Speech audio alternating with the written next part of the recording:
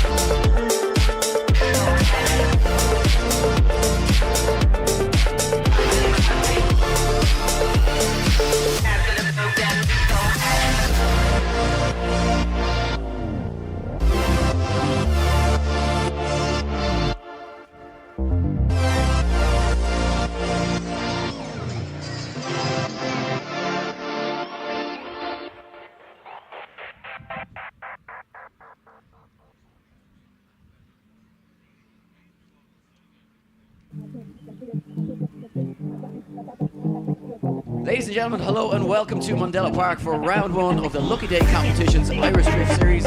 We're kicking off the season with the biggest event of them all. It's the one every driver wants to win. It's Japfest. My name is Eddie Power. Alongside me in the commentary tower is my good friend and ex-pro driver Mike Fitzgerald. He's bringing all the knowledge today. Mike, first round of the season, a stacked grid with over 50 drivers, including 4 Drift Masters drivers: Evan Quinn, John Roach, Dave Egan, Northern Smoke Machine himself. Dwight McKeever is on the grid. We are in for an intense fight in the first round of the season. We are absolutely, Eddie. I'm genuinely very, very excited for the start of this season, and that's not just commentary speak. I really mean it. I've not been this excited for the start of the season with a good few years now. As you mentioned, we have a stacked grid. That we have the best in the business battling it out here in the quest for glory here on this hallowed tarmac of Mondello Park, where we've seen so much history, Irish drift history made. We've got crazy cars with crazy horsepower in the hands of crazy drivers. You're going to see full commitment coming in over the hill here. You're going to see crazy battles. There's going to be crashes. We even had a car rolling yesterday. Hopefully we don't see that today, but you are guaranteed thrills and spills here. And as you mentioned, Eddie, we have newly promoted Pro 2 talent as well. We have international drivers. We've got wild cards. We've got drivers in borrowed cars. We might have a drop of rain. Who knows? It's going to be crazy. Yeah, well, that is for sure, Mike. Mondello Park always throws up some surprises, particularly with the weather. As you mentioned, a lot of drivers making the jump up to the Pro class this week or this year. Notably, last year's Pro 2 champion Kuba Kuzjak is his name's hard to pronounce, Mike. It's very hard. You actually know him a little bit better than I do. He's very much involved with Group D. Gets a lot of the work and preparation done with the car down there in Darren's yard, where you're very much a central figure. But Kuba was really shown last year and ended up finishing not only top in the Pro 2 category, but also 4th in the Pro category as well. Some other notable mentions for drivers making the jump up to the Pro class this year as well: Owen Magner, Ben Rogers, and of course our very first and only ever female Pro driver, Adrian Wheatley, making the grade, heading into the Pro class. We are indeed, yeah. As you mentioned, Eddie, these drivers that came up from Pro 2, they're going to put the cat amongst the pigeons, so to speak, and I'm looking forward to seeing exactly what they can do, and we're going to see that very, very shortly in qualifying. Yes, 2 international drivers also on the grid. Xavier Pardos coming over here to trial his car and get a little bit of a taste for what the action is. He has some. We'll touch on it further, but his car doesn't really meet the specs or the regs, so he won't be able to compete in battles, but he will be just doing non-competitive passes of the circuit for qualifying. And also a driver that some of you will be familiar with, Ryusei Akiba, also on the grid. Again, another former Drift Masters driver. But you mentioned qualifying, Mike. Well, if you're new to drifting, qualifying is the first part of the show. Each of our 50 drivers will get 2 non-consecutive runs of the circuit. Each run is scored out of 100 by our 3 judges in attendance: Tom Murphy, Tomas Falvey, and our head judge Kieran Hines. The higher of their 2 scores will count as their qualifying score, and the top 32 highest scoring drivers will move on to the next stage of the competition. And to find out how they score that perfect 100 points, I'll pass it over to Kieran Hines to talk us through the track. Thank you, Eddie. Eddie tried to do the 100-point run yesterday, but didn't quite achieve it. But anyway, basically, in briefing, we would have explained initiation is where we start scoring first of all. Okay, so they lead the start line with 100 points, and we deduct points for every error they make through the run. So, as I said, first area is initiation. This is where the big deductions can be made. What we're looking for, the ID line is initiation is a clutch kick or away transfer. Using the handbrake, a little dab of the handbrake costs you a few points. A long drag of the handbrake costs you a lot of points. Initiating too late costs you a lot of points. I mean, a driver can lose up to 20 points on initiation there quite easily. And then they come into clip, so they have to fill clip 1, and then they have to go from clip 1 to clip 2 to clip 3. And this is a very important line. There's 3 marker lines or 4 marker lines right there in the middle of the track between 1 and 2. That's the reference. We're looking for the driver's side front wheel or the right-hand side front wheel to be on that white line or close to it, and maybe slightly inside or slightly outside, but it needs to be in around that line. And that takes them to clip 2 and then out into clip 3. They need to fill each of these clipping boxes fully. Once they get the back wheel fully into the clipping box, we dock no points off them. If they're halfway into a clipping box, we'll take 2. And if they're on the edge of the clipping box, we'll take 5. If they miss the clipping box, they take 10. If they're on the other side of the track, it could lose 20. So you can see very quickly your 100 points can start bleeding away. Once they've gone to clip 3, they have to do a transition into the first zone, out of zone 4. Again, the transition is another area where you can lose points. What we're looking for you to not to stall an angle, and you need to transition in the correct place. And once the transition is done, then there's a decel going into 4. Again, a driver can only decelerate once the transition is finished. They're not allowed to decelerate through the transition. Into zone 4, the back wheel right out on the white line, on the outside white line. If they're out on the concrete, it's a wheel off, and again that's a 5-point loss there straight away at the start and again at the end of that box. So they fill their outer zone, and then they come to clip 5 across from us here in front of us, and then back onto the wall of 6. They fill zone 6 and then out to 7 and over the finish line. If they do all of that, get deep into all the clipping points, have good speed and angle, they'll score well. Well, Kieran, you make it sound so easy, and I know from experience that it's such the opposite is true. So we are almost ready to go, guys. We will be running in reverse championship order, and as it is the first round, it goes on last year's championship order. And as normal, we start off qualifying with the Pro 2 drivers who qualified in from yesterday. So 5 drivers potentially from yesterday's competition, and we will be kicking off with our first one, who finished 5th in the Pro 2 category yesterday, young Ryan Nally, Mike. Absolutely, it is young Ryan Nally from Westmeath. He is 21 years of age. He's got a Silvia PS13 with 2 JZ power, 520 brake horsepower, which might sound crazy, but in this company today, it's just about enough if he has a good lav. Now, Ryan Nally leaves the line and kicks us off for IDS Round 1 Pro competition. Here we go. Really fast up through that first section of the course from Ryan Nally, and hitting all the boxes so far, Mike. Nicely through those first 3 sections. Can he get deep onto Mobile 1 and make that long pull? He certainly can. As he absolutely clouds out Mondello Park, throws it down onto the wall, but comes up a little bit short, just grips up, maybe slowed the car down a little bit too much. That's definitely going to hurt the score, but a strong start there from Ryan Nally, and a really nice way to start his qualifying campaign. First run in the books, and the score on the board, Mike. Yeah, it's a 75 for Ryan Nally, and you know, Eddie, you came in over the hill yesterday in Pro 2 competition. You know how difficult it is, and you add in then the fact that there are possibly about 15,000 people watching you here. So if you've come up from Pro 2 yesterday, all of that stuff can get into your head very, very easy, and sometimes it can just be the difference between a really good run and an average one. That's exactly it, Mike, and it's a long wait on the line for these guys. Now, next up, you will see on the line Stefan Mooney, the man who put an end to my dream yesterday, knocked me out of the top 32. But you know what? I kind of get to claim that I've taught him everything he knows, because we were both in our first battle. Look at the speed and the angle that Stefan Mooney, ex-Gary Dunn car, this really, really well set up car, 600 brake horsepower, 1JZ underneath the bonnet, and Stefan absolutely flying here, looking really comfortable in the pro class. Again, another driver qualifying from that Pro 2 class yesterday, and not looking like a fish out of water here in the pro class whatsoever, Mike. Stefan Mooney coming to try and make a name for himself, and a really nice score coming in for Stefan Mooney. Scores an 81.7 on his first attempt at pro qualifying here in Mondello Park. Yeah, absolutely. The crowd appreciating that one. Very, very impressive lap, and he was so good yesterday, so impressive. I said it, he's like all day the pro driver, so it's good to see him getting through to today and competing. Now, this is an interesting one on the line. It's Erikas Navitskas, and this guy had an oil pressure issue yesterday. It stopped him going any further in competition. He got to the top 4, engine almost let go, but it looks like they've got this car going again for today, Eddie. Yeah, certainly Erica's very much a flair driver, likes to put on a show, and as you say, Mike, having problems with that car, but the team working hard overnight to get it back on the grid here for a pro competition. Erica's doing a good job, just goes possibly a little bit deep, has to back out of it as he comes by Mobile 1, but now gets back into it, throws it deep along that wall, filling that final outer zone and making the pull for the line. A nice job from Erica's, saving the run for sure. Will it be enough to outdo that run of Stefan Mooney? We are about to find out as we wait for those judges' scores to drop in. Yeah, and it's a 75.7 for Erikas, so he will be happy with that one.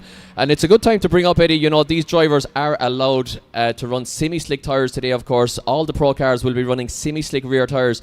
These drivers yesterday will have been running on road legal tyres, so there will be a big difference in grip between what they had yesterday and today. And as you know well, Mike, that it does create, it's a massive amount of increase in grip, but also in speed as well. So a lot for them to negotiate. Here we go, next driver on the grid.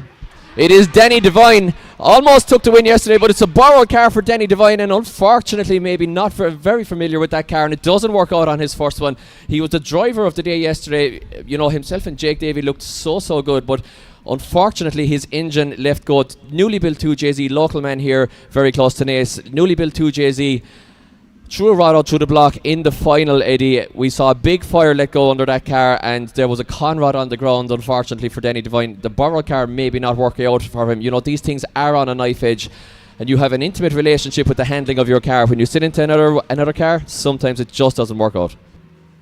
Yeah, look, obviously very limited practice. Add in the mix, semi-slicks tyres, as we were saying. So, look, Danny's a very talented young driver. He was absolutely obliterating the circuit and anybody that came in his path yesterday until that engine let go. We'll come back to him, but he will be back out for his second run, and hopefully he can get it done. We move it on to yesterday's top place finisher, Jake Davey. Absolutely wowed us here in Mondello Park, and he's now joining the grid for pro qualifying.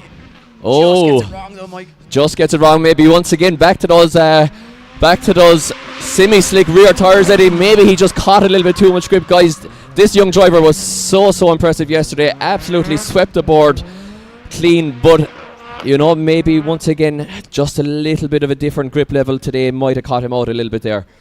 So I've no doubt that Jake Davey has a fantastic future, but unfortunately it's all to do for him on the second lap. Yeah, that's going to be added pressure for the young man as we move it back to the start line, where the first of our Drift Masters drivers, Fionn Roach, sits on the line, the 20-year-old from Mallow, in his GT86 2JZ powered 975 horsepower.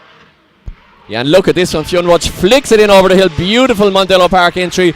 Billowing smoke off the back tyres of that GT86. Oh, and shuts it down as well. Yet another shutdown, Eddie. Loads of zeros on the first one. There's going to be massive drama on the second one, Eddie, because it's already all happening here. Yeah, it's already happening. When you have big name drivers like Fionn Roach sitting on a zero after their first run, that's going to be really going to create a real nerve-wracking, time for anybody who's sitting kind of on the borderline in and around those, 25 to 32 places as we move to the second runs of qualifying later on. But waiting to hear, can we figure out what's gone wrong with Fionn Roche's car? Possibly a mechanical rather than a driver error there, Mike. Yeah, I would say definitely. Of course, these drivetrains are under severe pressure in these cars. Like you mentioned, the horsepower that Fionn's car is putting out there. If you can imagine then flinging that in over the hill and maybe the top of fourth gear with huge grip generated by those semi-slick rear tyres. The stuff in the middle, the gearbox, the drive shaft, the diff, the half shafts, and the clutch, of course, they tend to sometimes, unfortunately, exit the chat. But we do have forward propulsion, which is a good sign. So I'm not sure if he had lost the gear there or something. Guys, round of applause there for Fionn Roche. Unfortunately not working out for him on the first one. Just hearing through the marshals that it just shut off. So the car just shut off on Fionn. So look, hopefully whatever that was, it was an isolated incident, and we all know, look, with the experience that Fionn has, he can come out with the pressure of only having one run. The technical term for that is a gremlin. A gremlin, yes. Now on the line it is, as you mentioned, Eddie, it's our first ever pro female competitor. It is the one and only Adrienne Wheatley from Cork. Yeah, this car, absolutely awesome. I really love it. PS13, 2JZ underneath the bonnet, 780 horsepower. And Adrienne making the move up to the pro class this year. Yeah, beautiful entry there from Adrienne. Just a tiny adjustment on the steering wheel in order to get the front of the car beautifully around clipping point 2. She's filling all of AutoZone here, AutoZone 4 very nicely. Lovely transition here as she uses the handbrake just to steady the car back onto the wall. Look at this, guys, from Adrienne Wheatley. Let's hear a huge round of applause, guys. Our first ever female pro competitor. Wheatley, welcome to the pro class. What a run, Mike. Unbelievable. I watched every last bit of that, and she has filled every single zone. This is going to go high. This has to be way up in the 80s, I think. She's going to be delighted, Eddie. Wow. Yeah, Adrienne, just one of the nicest people on the grid, and you know what, she's been looking to make this move for a long time. Not her first time competing with the pros either, so score drops in at 74, so judges maybe not liking it as much as we did, Mike. They're going to be a little bit more technical about it, but what about that from Adrienne, showing real signs that she has what it takes to compete with the best as we move it to the next driver on the grid. I'm guessing this is Alan Delaney in the borrowed car. Yes, it is indeed Alan Delaney, and he is driving Katja Derren's car by the looks of it. It is a BMW E30 with V8 power put together by Katja's husband, Matt Derren, of course. Alan Delaney doing a good job. Alan Delaney actually taking a round win in Mondello Park a couple of years back, so he has what it takes. And look at this, doing a great job in the borrowed car of Katja Derren. Guys, in the borrowed car, let's hear it for Alan Delaney. Alan Delaney, of course, a previous podium finisher at this very event here in Mondello Park, Japfest. Second place Alan managed back in 22, I believe. So, it was a little bit further back than that. I can't quite remember, but it was, yeah, definitely second place at Japfest in the past for Alan Delaney, so no stranger to a podium here. Goes into fourth position with a 71 on that run in the borrowed car, and now we move it back to the line, Eddie. Yeah, back to the line where it is going to be. It is a rally driver switching disciplines here, guys. Look at this. It's Christopher O'Callaghan firing the Sylvia in over the hill in Mondello Park. I've heard a lot about this guy, that he's a very, very wild man behind the wheel. Oh, just a little bit of a straighten up there on transition. A very accomplished rally driver switching disciplines, going straight into the pro class based on his results in rallying, and looking very, very aggressive, Eddie. Yeah, very aggressive driving style. And you know what, Mike? Not a bad start to your first ever qualifying here in Mondello Park. You know as well as I do, as does most of the grid, if not all the grid, just how tricky it can be to get a car around this circuit. It looks very easy, but it's not. There's a lot of challenges on the course. Everything comes at you hard and fast. Yeah, exactly. And the score comes in hard and fast from our judges. It is a 71 for Christopher O'Callaghan from the judges. Yeah, not a bad start. Might not be enough, Eddie. It won't be enough, I can guarantee you that, as the scores will start to increase as we go back to the line now, where Damien Wilkinson looks to make his first pass in the circuit. S14, 1JZ with 500 brake horsepower. Yeah, Damo, a seasoned competitor, hasn't driven recently and for a few years in fact, but maybe looking like he was a little bit rusty there around AutoZone 4, leaving a couple of points on the board. Now he's back online, doing all that he can to claw back some of those points, Eddie, but it's not going to be a big score either for Damo. Yeah, 2018, so 7 years out of the hot seat for Damien Wilkinson. And as you say, Mike, maybe not going to be the highest score we're going to see from him. 69 from the judges for Damien Wilkinson. So, as you say, some work there to be done, but a very capable driver, very experienced, and maybe just have to, blow away some of those cobwebs, get himself back into the zone, and try and get it all done on the second run. We move it along. Darren McElroy now sits on the line. He does, and remember guys, there are only 32 places up for grabs. We have almost 50 drivers on the grid, so there's going to be a lot of guys going home here, so you have to put in those big scores and have to get a good banker run in on the first one. So here we go, Darren McElroy, what can he do? Big angle, big speed as he flies the car through the first corner, but it gets him caught. Mike has to take another dab at the handbrake as he comes from clip 2 to 3 and then straightens up as he comes through mobile 1. So all to do here for the second half of this run for Darren McElroy as he takes it down onto the wall, fills that final outer zone nicely and takes it across the line. Mondello Park, let's hear you make some noise for Darren McElroy. Yeah, a great driver, Darren McElroy, but unfortunately there, Eddie, as you mentioned, he had a big adjustment coming into outer zone 3 there, and you know, the judges will really mark him down for that. Dabbing the handbrake again would make him very, very hard to chase as a lead driver, so the judges will pretty much crucify him, I think, for that adjustment on that one. So Darren McElroy does indeed not score very highly. It's a 64.7 for Darren McElroy as we move on to the man from Galway. It's in the lines, leaving the line with a new power plant under the bonnet of this beautiful 180SX. Yeah, 2JZ 700 brake horsepower for the Turbo King from Galway. Little bit of a waiver there though, Eddie, unfortunately for Inda. A bit of a correction. Maybe the nerves are just getting to these drivers a little bit here as they come in over this fabled hill in Mondello Park. Now he's after getting it back on track here. He's on that lovely outside line around outer zone 6, fills up outer zone 7 and across the line from in the lines. Yeah, some nerves showing there from some of our drivers, as you mentioned, Mike, but ended doing a good job finishing that run off in style. The score drops in from, he jumps into a temporary 4th position with a 71.3, so a lot of scores in around the low 70s, Mike, which is unusual. We are obviously running in reverse championship order from last year, so these scores will start to increase. And you know what? These guys just need to warm themselves up and warm the machinery up. That track's going to start getting a little bit warmer now as the sun starts to creep through the clouds, so things will definitely be hotting up here in Mondello Park. And a man looking to hot it up is Justice Aranskas, the 29-year-old locksmith from Dublin, in his E82 Coupe M54 B25 Turbo with 500 brake horsepower. And Justice looking really comfortable right from the off here, and a lot of drivers showing a lot of bravery coming down deep onto that wall and into that final zone, Mike, and doing a good job finishing the run. Yeah, just left outer zone 4 a little bit early for my liking there, Eddie, and I don't think it's going to be a huge score either. And it's another early 70 score, Eddie, 71.7. So I think the second half of qualifying is going to be so exciting because there's a lot of drivers after running already who will not be in the show. And they will be absolutely going for it on the next one. So as the smoke clears, we have another car leaving the line. Eddie, who is it? Yeah, it's Kieran Casey, Mike, in his pristine S15. And as always from Kieran Casey, absolutely guns it from the start. Full throttle all the way through, powers through outer zone 3. Just has to throw on the anchor to avoid him going into the gravel as he comes by mobile 1. Now turns on the style as he flicks it onto the wall. Can he keep it within the lines? He certainly can. Powers through and gets himself safely across the line. Run one in the books for Kieran Casey. Yeah, what a crazy car that is. About 800 brake horsepower there, and almost made it not pristine there by taking off his front bumper, but just got away with it as Kieran Casey's score drops in. And Kieran Casey goes top of qualifying with an 82.3 for Kieran Casey, so he'll be delighted with that one. Now, this is a good friend of mine. I usually picking this guy up off the ground in Call of Duty. It is Kieran Stack Attack. It's Kieran Stack the Stack Attack, and he's driving another good friend of mine, Darrell Maxwell's turbocharged 350Z. New turbo put on this car this year. It is 480 brake horsepower, and this is an interesting one. Let's see. Kieran hasn't been in competition with a long time either. No, look, a very experienced driver. He swapped the driver's seat for the judge's seat. Now he's back in the driver's seat. A man that is known as being the limiter king. Oh, but a bit of a waiver there just on entry, but he manages to get it together.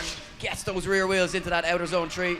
Ooh, the car just looked to wash there a little bit, and unfortunately, yeah, Kieran Stack just looked to rotate there quite quickly and had to shut it down. But I think this car is definitely still in development.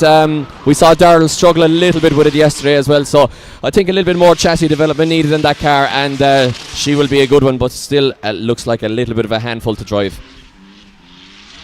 So that will be a 0 for Kieran Stack. All to do on the second one for him. As we move it along on the line, it is Mark Brady in the Sylvia.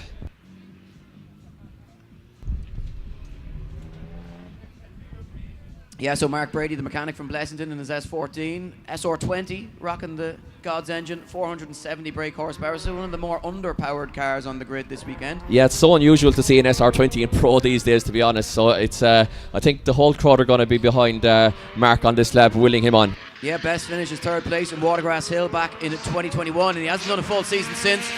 So just out for a bit of fun, hoping he can put on a show for the crowd here in attendance. And if he can get himself into top 32 and maybe take a couple of battles, I think he'll be going home a very happy man. And so far, sheer aggression takes the rear bumper off the wall. Oh, but he shuts it down, Mike. Yeah, shuts it down. Yeah, not sure what happened there exactly. Did he go for a clutch kick and just did it pop out of gear or something? I'm not sure, but you usually wouldn't be going for a downshift there or anything, to be honest. Maybe he went for an upshift and missed it. I'm not sure, but it would didn't be work. An unusual part of the track, and you can see he's visibly unhappy with himself. I don't know, maybe was he put off by making contact with the wall on the entry to that zone, Mike, but Brady's going back into the pits, sitting on a 0. He'll have it all to do on his second run. We go back to the start line. Oh, it's a 54.7, so not quite a 0. Yeah, the judge is not giving him a 0 for that one, so it does get a score on the board as we move it on to another mark. It is Mark McKevitt making his way up the track, up through the gears in the 180SX. Yes, the big man, he's 6 foot and 9 inches. McKevitt in this newly built 180SX from Quinn M Sport. Said to me yesterday, just wasn't happy in the car. The car is fine, it's just a lot of what's going on inside the head, and normal enough with a new build, particularly one as pristine as this, but struggling to get that commitment coming in over the hill, and maybe not the run Mark McKevitt was looking for. Yeah, seemed to first run of qualifying, Mike. Sorry, it seemed to waver a little bit there after clipping point 5. Didn't quite get on the wall, and as a result, his line was all wrong then for outer zone 6, so leaving a lot of points on the board there. So Mark McKevitt does put a score on the board, and it is a 47. I think he might have dropped 2 wheels there, Eddie, so a big deduction from the judges. Now, this is an interesting one, Eddie. Take it away on this one. So, sitting on the line is our Japanese driver, Ryusei Akiba. Ryusei, of course, his second outing here in Mondello Park. Absolutely, so it is fantastic to have a Japanese driver competing in our domestic championship here in Ireland, as the one and only Ryusei Akiba fires the Sylvia in over the hill here in Mondello Park, has a slight adjustment, drops a wheel as a result, but he's still in it here. Look at the smoke billowing from the back of the S15, in fact. What a beautiful car, what a beautiful livery. Look at the driving style, Japanese driving style all the way, loses his back bumper, hits the throttle and across the line. Guys, let's hear it for the Japanese driver, Ryusei Akiba. Yeah, Ryusei looking really confident there. Do you know what would be interesting, Mike? I don't know how people would feel about it, but I think it would be very interesting if we tried to call his second run D1 GP style. Have at it, Eddie. It's all yours. I think I may get locked up for that one, Mike, if we tried it. I'll get you a drink beforehand. So we do move it along, and as you mentioned, Eddie, well, we actually have to give Ryusei a score first. And actually, Ryusei, guys, tops qualifying with a score of 83. So Ryusei Akiba will be delighted with that, topping qualifying so far with a score of 83. Should see him in the show, Eddie. Yeah, 83. I mean, look, it looks good right now, but Mike, these scores are going to start to creep up, and don't be surprised if 83 isn't enough. So, but it's looking good at the moment, and it's enough for top spot. We move it on to the next driver, Xavier Pardos. As we mentioned, this car does not meet the technical regulations in order to compete with 2 cars on track, so this will be a pass in the circuit that will be scored by our judges, but it will be a non-competitive run, and it will not count into the top 32 for later on this afternoon. Of course, the Spanish driver just looking to get some seat time and get an idea of what competition in Ireland is like. So a little bit of technical info here, Eddie.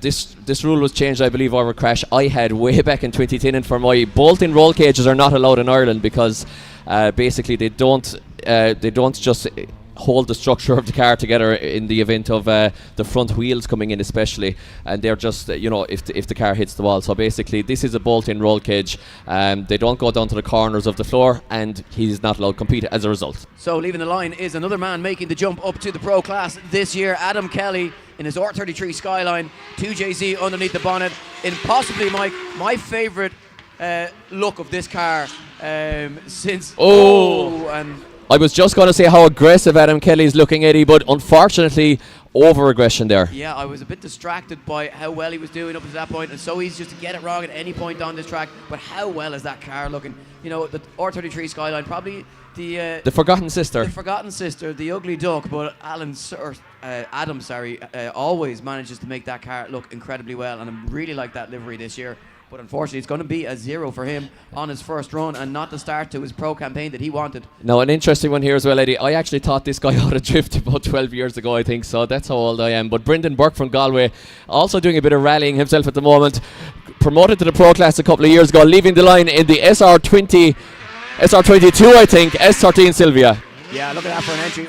Maybe a little bit wide, but certainly watched him in practice this morning, and Brendan Burke has just been trying to give as much towards 100% as possible as he throws it now deep onto the wall. Looks to fill that final zone and get himself across the line, takes that final clip as well, and a nice consistent run there from Brendan Burke. Could just be tidied up, I think, in a couple of points here and there throughout the zone or throughout the track to bump up the score. I think he's excited, Eddie. I think so. Score drops in. It is a 74.3, tied with Adrian Wheatley in 5th position. Brendan Burke looked happy with that one, but the judges, in the mid-70s, so not a huge score. He will still be looking to improve. And of course, the higher you qualify, Eddie, the theoretical better draw you have in the battles, but we'll get into that. As the one and only, it is DMAC, the other DMAC, not my boss, it is Damien McKiernan leaving the line. Oh, and a big wobble there from Damien McKiernan. A little bit of a hesitation there on entry, and it caught him out very, very much, so the judges will be marking him down for that one. But look at the fantastic livery on this car with the RB25 as he flicks it back. Not the best line, Eddie, but always entertaining is Damien McKiernan. Absolutely, another pro rookie this year as well, making the jump up after an impressive season in the Pro 2 class last year. But of course, it's quite a jump, Mike. It's a huge step up in power and speed and the additional grip that the semi-slick tires have. So it's a huge challenge for these drivers, but you'll see them progress so quickly by driving with, seasoned pro drivers. Absolutely, in practice, yeah. And again, it's very, very daunting. You can see the top of the grandstand from the start line, and you can see all the people, and then you just flick the car into the track, and there's just a sea of people watching you. So it can get into your head a little bit if you're not used to it. David Curtis, also recently promoted to the pro class, the TH Components S14, also with SR20 power. Fires it in over the hill, a little bit of an adjustment, picks up clipping zone 3, a tentative transition into outer zone 4, but not a mistake by any means, just not going to get all the style points from the judges. Now flicks it back, drags the handbrake in a nice straight line towards the wall. Maybe not the most exciting lap in the world, Eddie, but a banker lap. Yeah, exactly. Look, David Curtis, a very seasoned driver. He's been around the game a long time. He's put it up to some of the biggest names in the sport around Tully Rowan in the past. He makes the jump up to pro in the TH Components S14.9. And the score for David Curtis is a 71, and we can see on our screens warming the tyres. Don't forget, guys, if you have friends at home, reminder, we are live on YouTube. We are broadcasting live across the world once again, but David Egan sits now on the line, the Drift Games owner in the Drift Games Superjet 2JZ, 990 brake horsepower. Only weighs 1,100 kgs, and Dave Egan is ready to send it here in the DBM. Oh! But just getting it all wrong. Yeah, big understeer there for Dave, unfortunately. They've done a lot of work trying to adjust the settings on this car to try and get it driving the way Dave wants it. This is still really just a test for Drift Masters. And you know what? Dave's a really competitive guy. He's a really experienced driver. If he can get that car... Look at the speed of it, Eddie. Singing the way, well, if you get it driving the way it looks... But yeah, I mean, this thing is just trying to kill you. Yeah, it took off there when he snicked second there. The car just accelerated so hard, even though the wheels were spinning. I mean, it looks like a handful to drive for sure. But guys, give David Egan a round of applause. He's the pioneer for drifting across the world, probably the most influential man in drifting, and the sport certainly wouldn't be anywhere near where it is. A lot of people have made very successful businesses on the back of the hard work that David Egan puts into the sport. So give him a round of applause, and we hope to see a little bit better from him when he comes out for his second run of qualifying. Absolutely. Now we have to move it along. It is Johnny Flynn, the man from Mayo, the plumber from Mayo with... It's Johnny the Falcon Flynn, by the way. Yes. And look at this. Johnny put in a near perfect practice run earlier on this morning, but just not getting it right. The car was recovered from the start line as well, so I don't know, is he battling gremlins? Yeah, he seems to be very short geared here, Eddie. A lot of limiter bashing going on. But is this not one of the coolest looking cars on the grid? And Johnny, the Falcon Flynn, gets that car across the line. Not the run he was looking for. There's a few mistakes in it, Mike, but it may be enough for a reasonable score. Something to build on. It's a 61.3. It definitely won't be enough from qualifying. Even though those scores are low at the moment, Mike, we do expect to see them starting to creep up. Now, next on the line, it is a man I know very well, Gary Dunn, in a borrowed car from Andy Kenna. This car, an incredible build as well. Gary looked to be struggling with it for his first lap of practice this morning, but his last few runs were absolutely nothing short of spectacular. It's the Fresh Prince of Kildare. Fires it into the first corner. Big weight transfer entry. Fills the first three zones nicely. Now, can he keep it together as he comes by Mobile 1? He certainly can as he gets back on the power. Gary Dunn coming for it here this weekend. Throws it down hard onto the wall. Fills that outer zone. And as he crosses the line, give it up for the one and only Gary Dunn. Yeah, that's a great lap, Eddie, for a borrowed car especially. That is a really, really great lap. And Andy Kenna will be sitting in the pits watching on going, why do you make it look so easy to drive? Yeah, and it's our only Altezza on the grid as well, I believe. So we wait the scores from the judges. A man who struggled to qualify in the past in the pro category, but Gary Dunn has a lot of experience, and the score drops in. It is top spot for Gary Dunn with an 86.7. Gary Dunn goes top and sets the standard for the rest of the grid to beat. And he will be absolutely delighted with that, because I know how hard he works behind the scenes, and Gary Dunn deserves a little bit of a good run and a little bit of good fortune, and that is right where he belongs. Here we go, next driver on the grid, it is Dennis Murphy. And if Gary Dunn's run wasn't wild enough, the camera shuts it down. Dennis Murphy, a good buddy of mine as well, local to myself in County Cork. But Dennis Murphy in the Bandit Drifters, he's actually driving this car for James, and it's actually not his car, but it's just handed to him. It's like, here you go, here's the I really couldn't think of a worse man to give my car to, because there's zero mechanical sympathy there. We didn't get to see, if you're not familiar with Dennis Murphy, you didn't get to see what he's capable of. I can assure you, it's astonishing things that he can do behind the wheel of a car. And if we see him for the second half of qualifying, and we see him without any mechanical problems, expect to be absolutely thrilled by what he does. Now, is this the lowest powered car on the grid? This has to be the lowest power car on the grid. And Sean Watt, you know what? With all the lack of power, he'll still try and understeer. Massive understeer there as he tried to come through that first corner. Sean, known for his aggressive driving style, the king of the angle, really. He tries to go as sideways as possible in this car, but certainly he's been a veteran in the pro class for many years now, has Sean, and he's happy in his humble little E36 M3. But I always wonder, if you gave that man 500 or 600 horsepower, what would he do in this pro class? I think he'd do very, very well. Super driver, but always battling the lack of power. And maybe just a quick explanation, especially if you're watching from abroad and you're not that familiar with Mondello Park, why you see so many drivers understeering is just between clip 1 and 2, there's actually a big elevation change. The track drops down a lot. When the rear of the car drops into that section, it really grips up, and it can actually make the front push. You've very, very little grip in the front. In fact, a lot of the time you've actually only the front left tyre on the ground, the front right is up in the air. So it's just one of these things that happens. You have to drive around it. But did we get a score? Yeah, there was a score, but we'll come back to that in just a moment. Ben Rogers now, another Pro 2 driver. Last year making the jump to Pro, this year the electrician. S14, RB25 underneath the bonnet. Gearbox problems, I believe, on Friday practice. They've got that car singing once again. And Ben, you know what, Mike? First year in Pro class, but I think a driver to really keep an eye on. Could be a contender when all is said and done come round 5. Yeah, he was the only driver to really push Jakub Krzyzak in the Pro 2 category last year. Was being an absolute gent outside the car, crazy man inside it, as so many of these guys are. But you know, I'm looking forward to seeing what he can do. As we just go back there really quick to just give Sean Watt's score there, because we didn't get a chance because I was rambling. 63.3 for Sean Watt. 63.3, and well, we talk about, you know, drivers making the jump into the pro category. Well, you know, it's a very smooth jump for Ben Rogers. Jumps into second position with an 85.7. We said expect big things from him, and he proved it. Here we go, next on the line. It is the team boss at TH Components in his S14.9 2JZ underneath the bonnet. Samsonus, 750 brake horsepower it is. Polyus Delicious Judicious. Delicious. You can't get it wrong. And he's coming for it here on his first run of qualifying. What a guy. Yeah, what a guy. The boss man at TH Components, tyre hanger.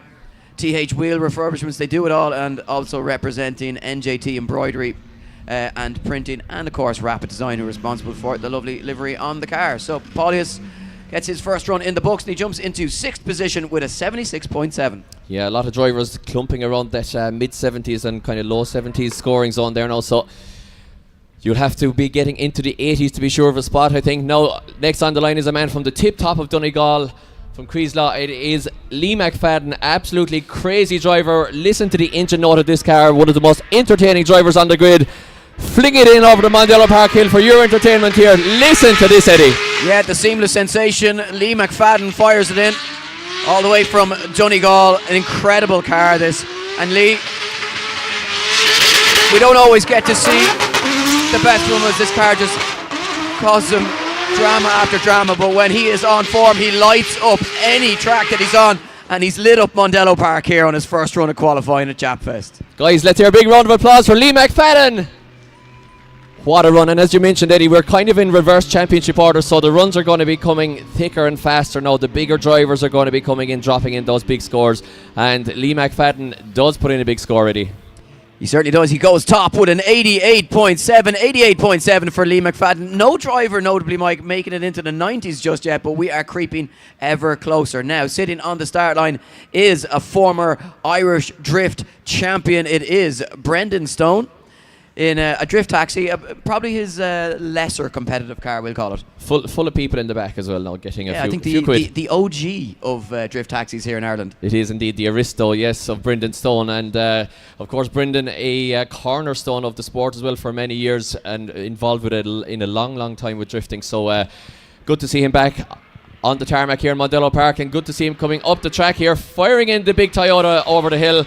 And that is a big wagon to pilot around here, Eddie. It certainly is. Probably one of the more casual men on the grid as well. I asked Brendan on Friday, what sort of power is the car running? He says, I really don't know. It's capable of 850. It's probably not there at the moment. So we'll call it a modest 500 brake horsepower. But Brendan, such a steely competitor. As we mentioned, a former champion here in Ireland. So give him a round of applause. But he will always be competitive no matter what he's driving here. And does drop a competitive score in. Not enough to get it into the 80s, but a 79.3 is a nice start for Brendan Stone. Yeah, isn't it always the way? I mean, the man has a dyno at his premises, and you ask him what power his own car is. I really don't know. You know, it's just, yeah, whatever. So we move it along. Good score there for Brendan Stone. Nicky Davey, the Daddy Davey, we saw his son there, Jake, competing earlier on. And now this is the daddy, and of course we had his other brother, Dean, competing yesterday as well. So three Davies on the grid. Big understeer for Nicky Davey though, Mike. Yeah, lack of grip there, so wow. Yeah, so no man under more financial pressure here in drifting than Nicky Davey. That is for certain. So if you were watching the Pro 2 competition yesterday, or on live stream, or here in Mondello Park, it might actually look like the Pro 2 drivers were making less mistakes than the Pro drivers. They probably were. We definitely were, Mike. We definitely were. You were very good, Eddie. But it's actually down to the tyre, guys. I can't stress enough the grip difference between the Pro 2 cars and the Pro cars. These tyres, to make the Pro cars fast, they make it so difficult to drive these things. They're on such a knife edge, and that's why you see so many competitors having that big moment coming in over the hill here in Mondello. No, we might have an issue here on the line. We've got a start line marshal just running down to the car of Jack Caldwell, young Jack Caldwell, who is, after making his way into the Pro class, of course, a Pro 2 junior champion.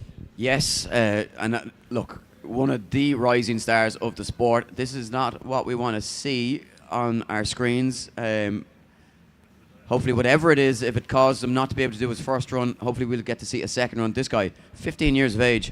The student from Strabane, S15 2JZ underneath the bonnet, 600 brake horsepower. Yeah, imagine being 15 in the hands of a teenager, you know. Yeah, imagine being 15 years of age with a 600 brake horsepower Silvia. So we're just hearing that an intercooler pipe, a boost pipe, is after blowing off in this car, which might actually be a really quick fix here, Eddie, but might not be quick enough to get it to the line in time for his first qualifier. Yeah, look, I think if you're Jack Caldwell, if you're Jack Caldwell's team, and you know, for anybody who's a fan, including you and me, you go, it could be worse. Even if he misses the run, Now he's pulling towards the line, so maybe the marshals were able to get it fixed. He might be going with a 3 litre naturally no, aspirated. He's going straight back into the pits. So he's going to go back into the pits. I thought he was going in A power there. NA, yeah. And you know what? He'd probably get it done as well. But look, a simple fix, and he's more than capable of pulling it out of the bag on his second run. But he will only have that one run to do. So guys, give him a round of applause as he goes back into the pits. We'll talk more about young Jack Caldwell when he comes back out for his second run of qualifying. But unfortunately, that will go down as a 0 on the board for the first attempt. So we move back to the start line, where now warming his tyres is Dean Byrne. Dean Byrne, the DPD driver from Port Arlington, 180SX, beautifully presented 180SX, Mike, at that, 2JZ, 855 brake horsepower, well, second season in the pro class now. Eddie, you were giving out about this fella because you didn't get your Sheen order, but you know what, he does his best. Mike, I told you not to say that on the commentary. Dean Byrne on the line, guys. Dean Byrne, and you know what? He's a driver. We've watched him coming up through the Pro 2 ranks, Eddie. He's here by merit in the Pro class, and let's see what he can do. Yeah, he certainly is. Had a really strong season in his rookie season in Pro 2, and he's coming for a big entry here, Mike. Big, fast weight transfer entry. But does cause him to understeer a little bit. Just a little bit of an early initiation there, Eddie. He had to adjust, and it caused him to have a big moment there around clipping zone 2. So not going to be a big score here no matter what he does for the second half of the run. Yes, indeed, looking to try and finish off this run as best as he can, but as the judges would say, if you're not good between clip 1 to 3, the score isn't going to be good, because that's the hardest part of the circuit. But the score does drop in here for Dean Byrne. He does put a score on the board. He'll know himself it's not going to be enough. A 53.3 after that error on the entry. Yeah, and you made a good point earlier, Eddie. It's after getting a little bit warmer since this morning. So when the track temperatures change like that, the grip levels change, usually go up a little bit if it's going from very cold to warmer. So that might have caught him out there a little bit. He might have just got a little bit more grip than he had done all morning. So the next driver on the screen and on the start line is a face you'll be all very familiar with. It is Josh Holdsworth, the Sheffield man, the videographer for Drift Games in the DGS14, RB25 underneath the bonnet. Josh looking to make it past the top 16 for the first time and into a top 8 if he can get it qualifying sorted here. First drops a wheel there as he goes deep into outer zone 3, tries to get it together once again here as he fills that outer zone 4 now as he throws it onto the wall in front of the grandstand. Josh Holdsworth coming for a big run here.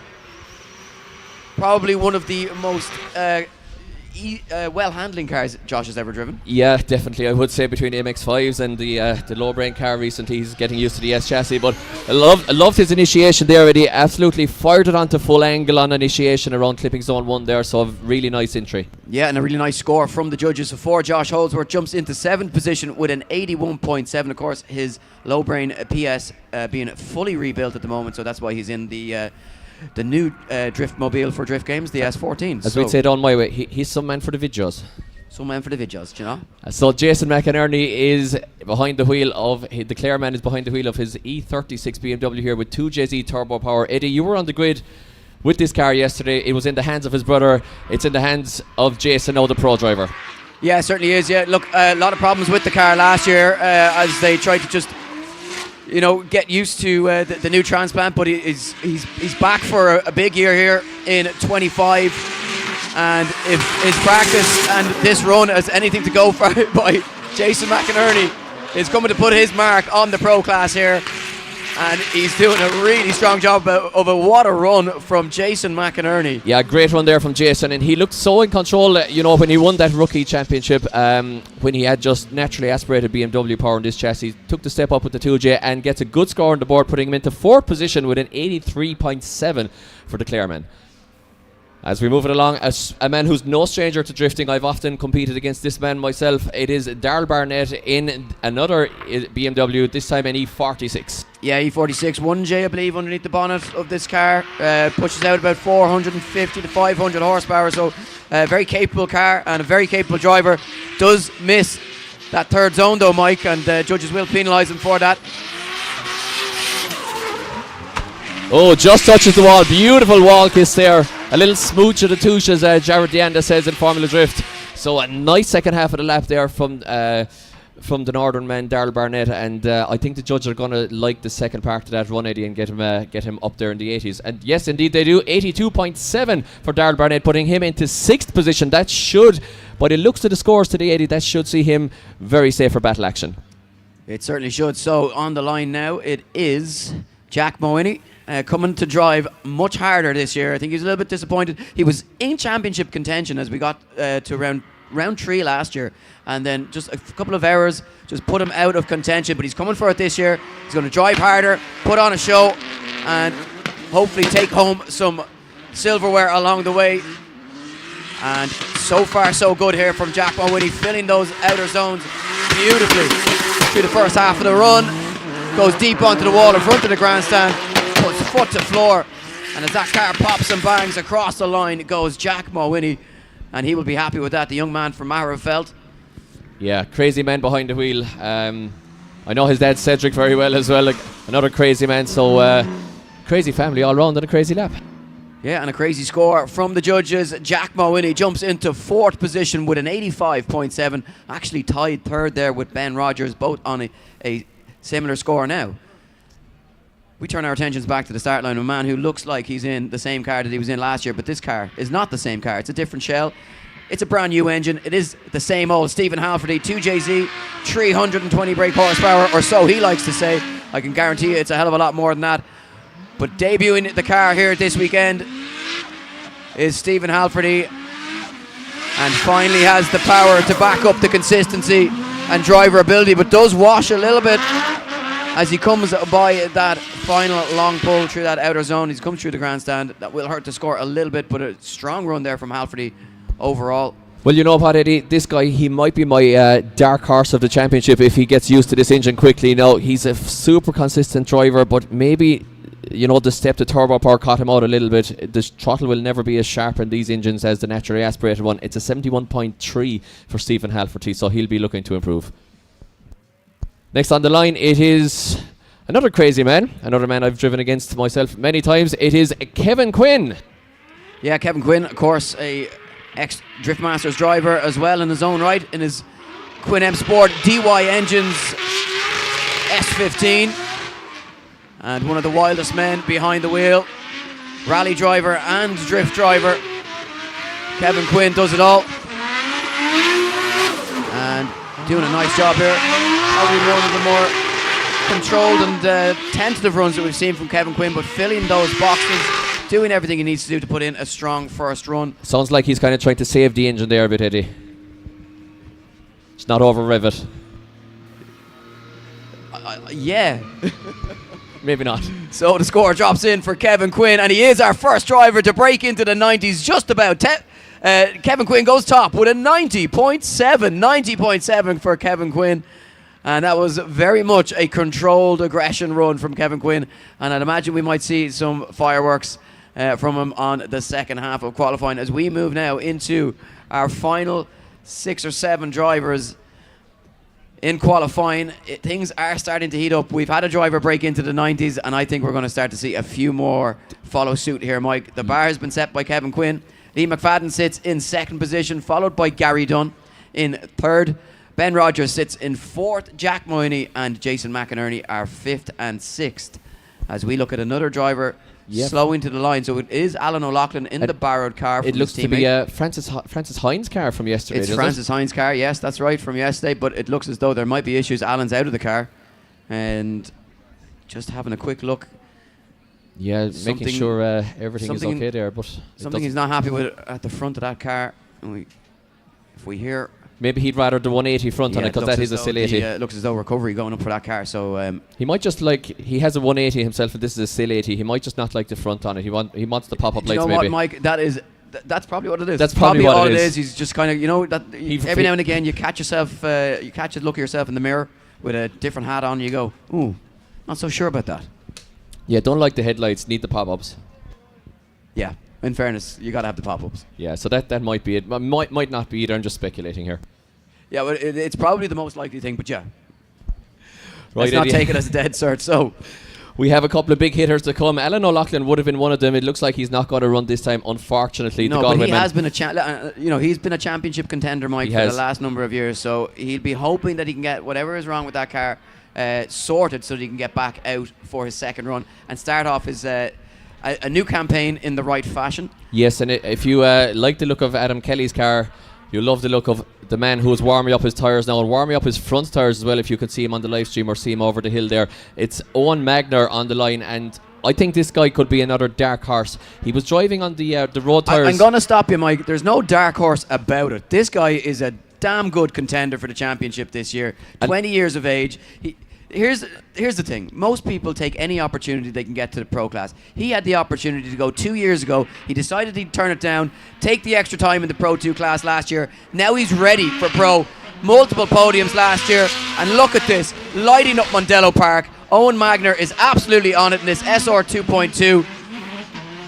600 wheel horsepower as he looks to throw it down onto the wall. Can he finish off the run in style? It looks as though he can. Dab at a foot brake just to control the car and gets it across the line. Magner is here to play.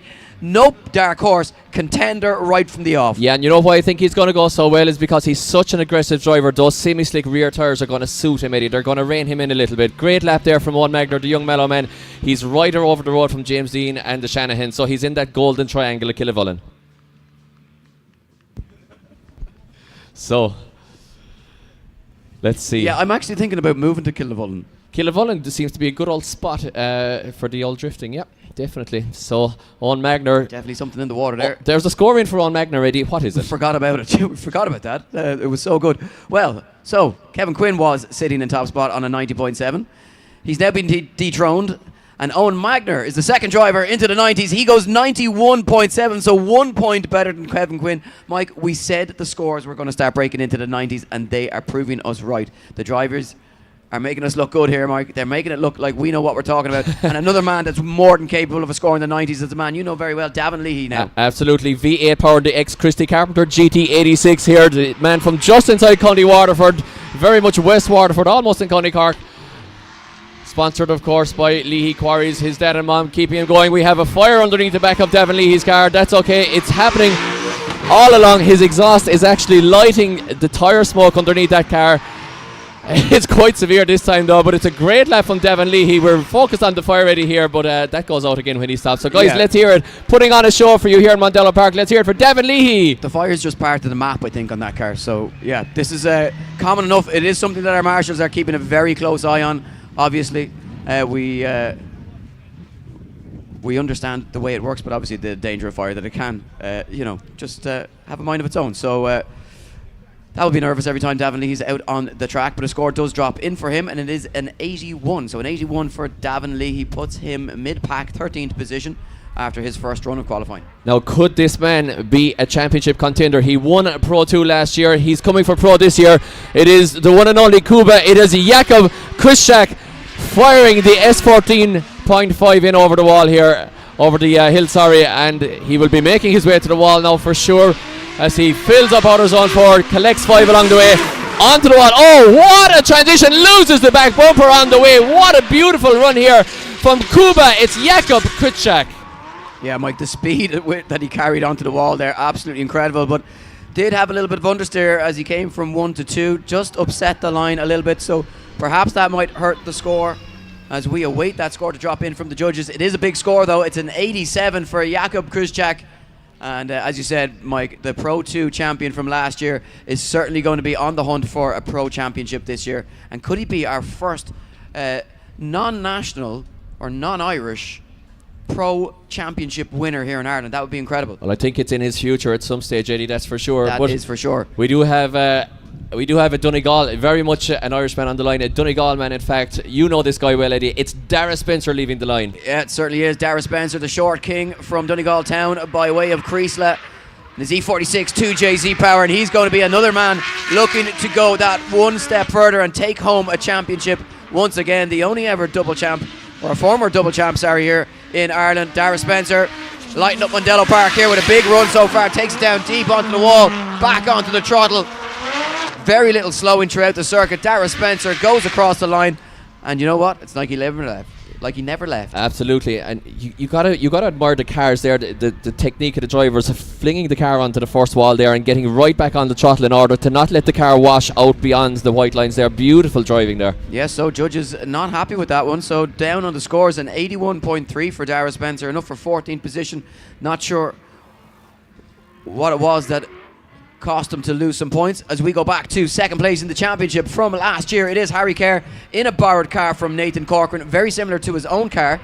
It is indeed. It's a 2JZ E46 BMW, but this one is putting out 860 brake horsepower. Would you lend your 860 brake horsepower BMW to Harry Kerr? I certainly wouldn't, Eddie. No, not at all. I don't think I'd lend that man a cushion, because he's the most aggressive man behind the wheel of a car. I would give him a cement mixer. A crazy man. Well, I might. I quite like Harry Kerr, but he's not holding back definitely behind the wheel, but maybe showing signs there of having the borrowed car. Of course, Harry competing in the Oman International Drift Championship, and his car just not making it back. I think it's back in Ireland on Tuesday, but not in his own car. Slight delay getting that car back home, but so jumping into the borrowed car just to try and get some points on the board for round one. And as I say, that Pro Championship is so competitive, every point counts. As we wait for the score to drop in for Harry Kerr. Well, we will move back to the line, because it is the Northern Smoke Machine, Dwayne McKeever, former multiple Irish champion, former multiple BDC champion, and second place in the Drift Masters Championship for 2024 in the Strom Wheels S15. Dwayne McKeever never drove this car before this morning and absolutely lights up Mondello Park. Give it up for the Northern Smoke Machine, Dwayne McKeever. He was in over the hill, Eddie, before we knew it there. Absolutely crazy entry from the Northern Smoke Machine in the borrowed car. They're sending them in hot and fast, Mike. So the score to beat, 91.7 from Owen Magner. Can Dwayne McKeever be the third driver to make it into the 90s? Can he go top here as our final driver to complete their first run of qualifying? We'd be going back to the start for the second runs as we just await this score from McKeever. Judges just totting them up. They have the abacuses out, Mike. Yeah, just watching the live stream here for the scores to drop in. Of course, we'll have a word from our sponsors there, Eddie, just before we get on to the second round of qualifying. So our judges here, of course, using an electronic scoring system, which usually drops the scores in pretty quickly, and they have dropped in. It is a 90.3 for Dwayne McKeever, putting him into third position. So third position in the borrowed car for Dwayne McKeever. A great score there for a car, that's not your own, Eddie. So very quickly, 91.7 the score to beat, but 61.3 the target score. As we move back to the start line for Ryan Nally, as he looks to make his second pass of the circuit. 75 scored on the first run. Definitely room for improvement, as Ryan Nally in the Des Nally cars. Esserton doing a really good job here. And absolutely clouds out Mondello Park, Mike. As if there wasn't enough clouds in the sky today. Ryan Nally coming for it. Can he improve on that 75 though? Yeah, Bump himself that's up a better lap, Eddie. Yeah, I think so, yeah. That's a better lap. Yeah, but the judges don't like it, Mike. Judges don't like it. You like it, I like it. Only a 71 from the judges, so no improvement. Okay, so that Ryan will Nally be a is nervous wait for Nally. He is inside the top 32. Harry Kerr's score was a 52.3 as we move it back to the start line, where Stefan Mooney now sits on the line for his second run. Only an 81.7 on the first run, so the drop zone is currently way down there. It's around 61. This man had never qualified for a battle before yesterday. Then he beats me, gets that was easy. A rush of confidence, and now he's on an 81.7, looking to go top in qualifying at Pro Sunday, but grabs a load of understeer, Mike. Yeah, initiated a tiny bit early once again. Went for the correction. Your natural instinct is to steer a little bit right again in order to maintain the angle. The front tires don't have the grip, and that's the outcome of it, but hits the wall anyway, just for the crowd's entertainment. What a second half of the run there from Stefan. And guys, let's hear a round of applause. Damaging the back of his car just for your entertainment. Stefan Mooney there, stepping up into the pro class, Eddie, and looking very, very good if he can sort out that entry. Yeah, look, he usually has that entry pretty sorted. Unlike the back of his car is not sorted. No, it's not great. The back of that car was very rarely in good shape, so he's just continuing on in good fashion. So we go back to the start line though. Ericus Navicus.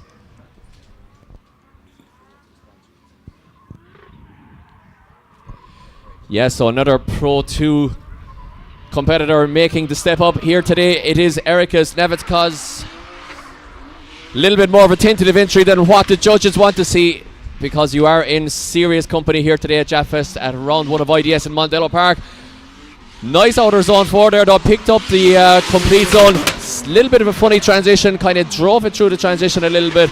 Now he's back online. Outer zone 6 is pretty much spot on and collects number 7 on the way. You know what, Eddie? Kind of a good lap in places, bad lap in place. I'm not sure if it's going to be enough. Yeah, well, it is no improvement. It's another 73 for Ericus, and it's going to be a nervous wait. He is inside the top 32 at the moment, but obviously a lot of low scores considering the pro class that we have here. Indeed. Now the man on the line, if you remember here, guys, had an incident in the first corner. It's a borrowed car for your second place finisher in Pro 2 yesterday. It is the local man, it's Danny Devine, sending the borrowed car in over the hill here, and again picks up a lot of understeer. Unfortunately, no problems in his own car yesterday, but it looks like just driving that borrowed car, it's a different handling car, so unfortunately a big mistake there for Danny Devine, but he's looking to do a little bit better here. Hopefully try to get a good score on the board. Still might just see him creep in the end of top 32, but I'm not sure really. That was a big mistake. Yeah, big error unfortunately for Danny, and you know what, look, it's no matter what way you look at it, it's been an amazing weekend for him. He's shown that he is a really, really worthy contender for the Pro 2 Championship and a driver that's absolutely on the rise, and I think he's going to find himself in a pro competition a few more times this year if they can get the car sorted, and he's going to put it up to the pros and cause them a lot of problems. So the driver on the line is currently sitting in 38th position as we just wait there for the score. But we have to move it on to Jake Davey. He is currently in 38th position, and he is not qualifying unless he improves this time, Eddie. Yeah, needs to get it done here, and it looks like he's just about hanging on to the tarmac there as he goes around by Mobile 1. So Jake Davey with the pressure of the 0, but of course, again, anything, it's bonus time here, so anything after yesterday's action is just a bonus, just the icing on the cake here. But can he get himself into pro qualifying and go up against his dad perhaps in the top 32? What a story that would be.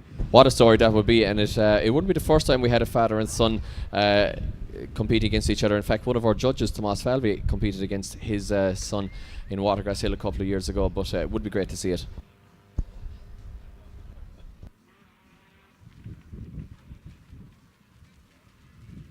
So as we just look for Jake Davies' score here to drop in, and it does drop in, and it is a 76.3 for Jake Davey. Big improvement, puts him into 19th position as he stops on track here. So so Jake Davey, big improvement there, which sends Johnny Flynn, who still has to run, into 33rd position. Sean Watt, who still has to run, is in 32nd.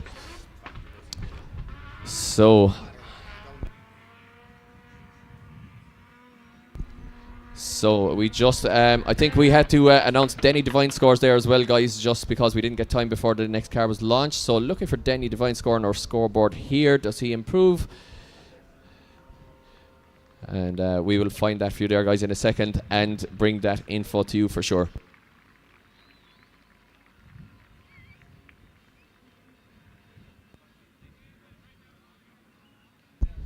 So guys, just as we're recovering Jake Davey from the track here, just a quick word from our sponsors, and if you can please support these companies and businesses because they support IDS, they support Irish drifting. So a big thank you from us to Red Bull, Lucky Day Competitions, ECU Master, GMD Tire and Service Centre, Yugen Factory, TS Drift Days and Drift Magazine.eu, who bring you all of the good stuff from Irish drifting in magazine format. Then we have Strom Wheels, Turn Distribution, Nisuba, Group D, where you have to talk to me, CDM Sport, who we had Connor Duggan competing yesterday, head man of CDM Sport, and Shift AM. So guys, if you are in the market for any of the goods or services that these great sponsors can provide, please give them your business because they help us to bring you this show, and we are very grateful to them. So Eddie, looks like a couple of problems here for Jake Davey. Not sure exactly what the issue is, but he got the run in and he is currently qualifying. Yeah, absolutely. That's, got the... It's what? Well, we're just hearing here, guys, that this is an SR20, Eddie, and unfortunately, maybe the pro competition might have been a little bit much for the SR because it's after driving a piston out through the engine, basically, out through the block. Yeah, and you can actually see the oil on the track, Mike, as well. So that's going to require a bit of cleanup. So cleanup on aisle 5, unfortunately. But not what we want to see. Guys, give him a round of applause. He's out of the car. Give it up for Jake Davey, the Pro 2 junior from yesterday's competition, making it into the pro class, getting the score that was good enough for qualifying, and unfortunately having engine delete, unfortunately, for him. But look, the Davey family are an amazing family. They'll work hard to get that car back on the grid for round 2, and that young man has a very bright future and potentially a championship of his own to fight for the rest of this season once they get that car back going and back on the grid. Yeah, of course. And remember, guys, this is just qualifying. This is just where we grid the drivers for top 32 battle action. So this is only the precursor to the main part of the show, Eddie, and we will be getting ready to rock with a top 32 battle action around, I would say, Eddie, about 2:30 this afternoon. So be sure to get your seats and be sure to get a good spot on the bank if you want to catch some of the best driving in Europe and indeed the world. We have drivers from all over here, including Japan, Spain, and the best that Ireland has to offer, of course. So be sure to get a good spot, and after you head down, maybe after qualifying, check out some of the fantastic Japanese machinery that is on show here at Japfest in Mondello Park. So once again, Eddie, we expect to be on about 2:30, and we will be doing a top 16 parade then, Eddie, after the top 32, and I would say that should be at about 4:45, 4 o'clock. Yeah, bringing back the top 16 parade, Mike, for 2025, and I think it's such a valuable part. We've been down there doing some interviews with the drivers, letting you guys get to know the personalities behind the helmets and behind the amazing cars that you see on the grid. Some great guys and girls, of course, here in the Irish Drift Series, brought to you by Lucky Day Competitions. And it's important that you guys follow them on the drivers on their social media, support them as best they can. That helps them attract some sponsors. It helps them, improve their cars. And obviously, the sport is extremely expensive. Yeah, and requires a lot of funding. It's very hard to do it just based on a 9-to-5 job. It is indeed, yeah. And the Davies there have 3 cars out this weekend between Jake, Dean, and of course the dad Nicky. So it is always an expensive weekend for the Davies, and well done to them and fair play to them for putting out 3 cars here. And that's the second engine that they've had go in 2 seasons as well. So, but look, as we say, the Davey family. Guys, give him a round of applause as he passes by. You can see the head and the hands, and unfortunate for a young man to have to deal with that level of disappointment. But as you say, Nicky and the family will get that car back going. I have no doubt about it, and we'll see that young man. He has a bright future ahead of him. Plenty more days in the sun in here in Mondello Park and in all of the other rounds we have scattered around the season. Yeah, he looked so good yesterday, Eddie. I mean, every time that he came in over the hill, he just looked better and better. He hit the same couple of inches of tarmac every time, and like you said, I'm sure that he has a big future ahead of him. But he has actually competed in that car today, so the rules dictate the car that you start qualifying in has to be the car that you finish today, and so he can't get a borrowed car according to the rules at this stage. So that will mean that will be all that she wrote for Jake Davey, unless somebody wants to give him an SR20 in the pits. And you know what, Eddie? I wouldn't put it past them, to be honest. This is a crazy sport. Yeah, you would never know. Don't rule anything out. There's a lot of time between now and top 32 battles later on. So who knows, Mike? Yeah, give somebody an idea there. Brendan Stone might have to go down and get the dyno fired up there in Monasterevin at Stone Motorsport and get an SR dyno and back up here double quick time. There is a third car in the Davey household, so that isn't competing today. So an engine swap isn't out of the question. The other car is a 6-cylinder. I think it's a JZ. The other car. So yeah. That might be too much of an ask. Yeah. Who knows? You definitely have the tin spanner out for that one if you wanted to get it out for battle action. I'd say to get a 2J in there, but yeah, I don't know. Maybe if you took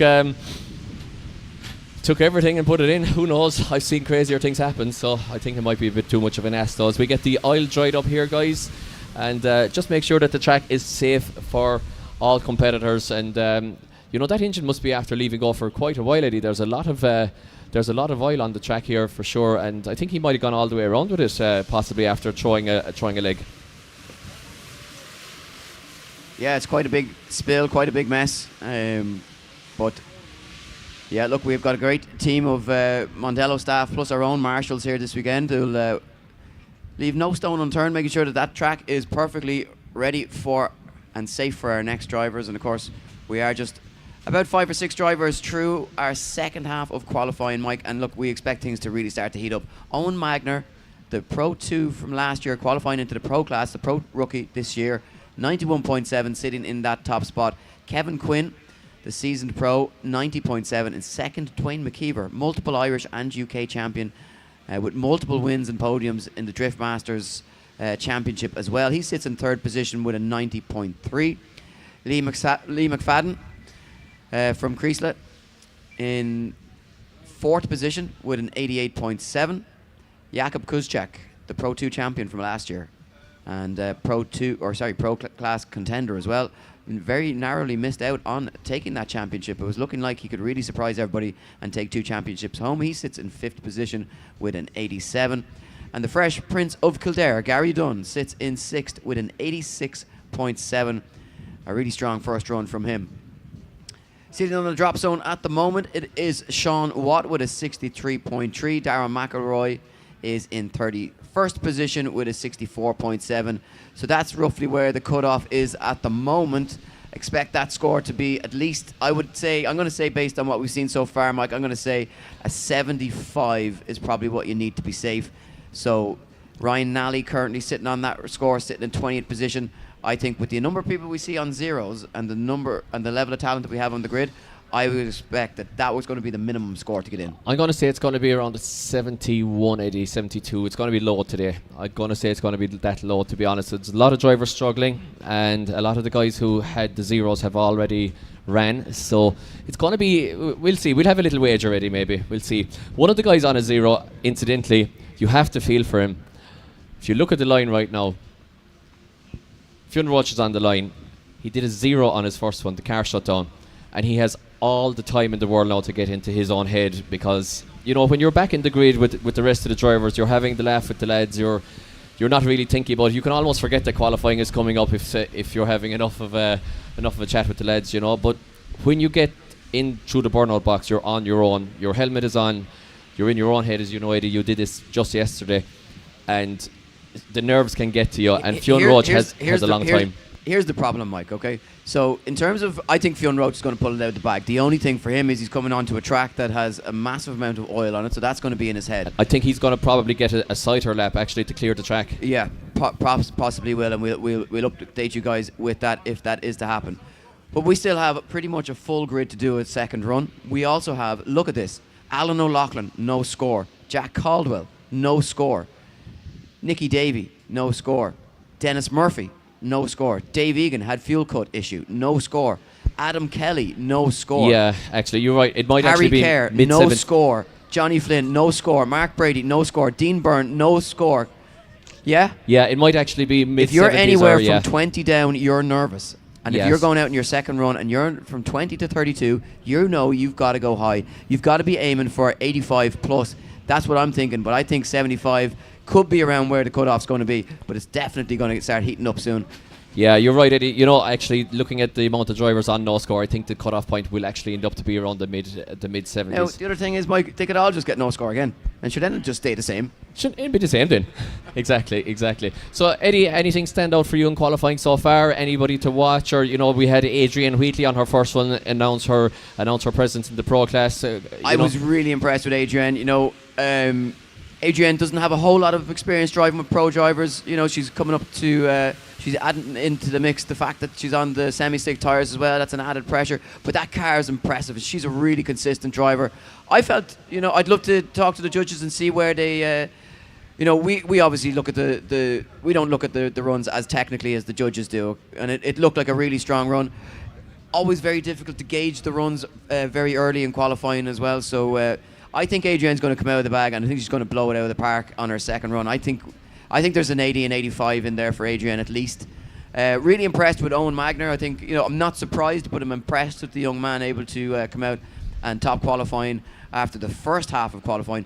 Ryusei Akiba, incredible. You know, really struggled in Drift Masters last year, and very hard for a driver. Can be a big dent on the confidence. And he's come here to Mondello Park this weekend. and looking very comfortable straight from the off, and very,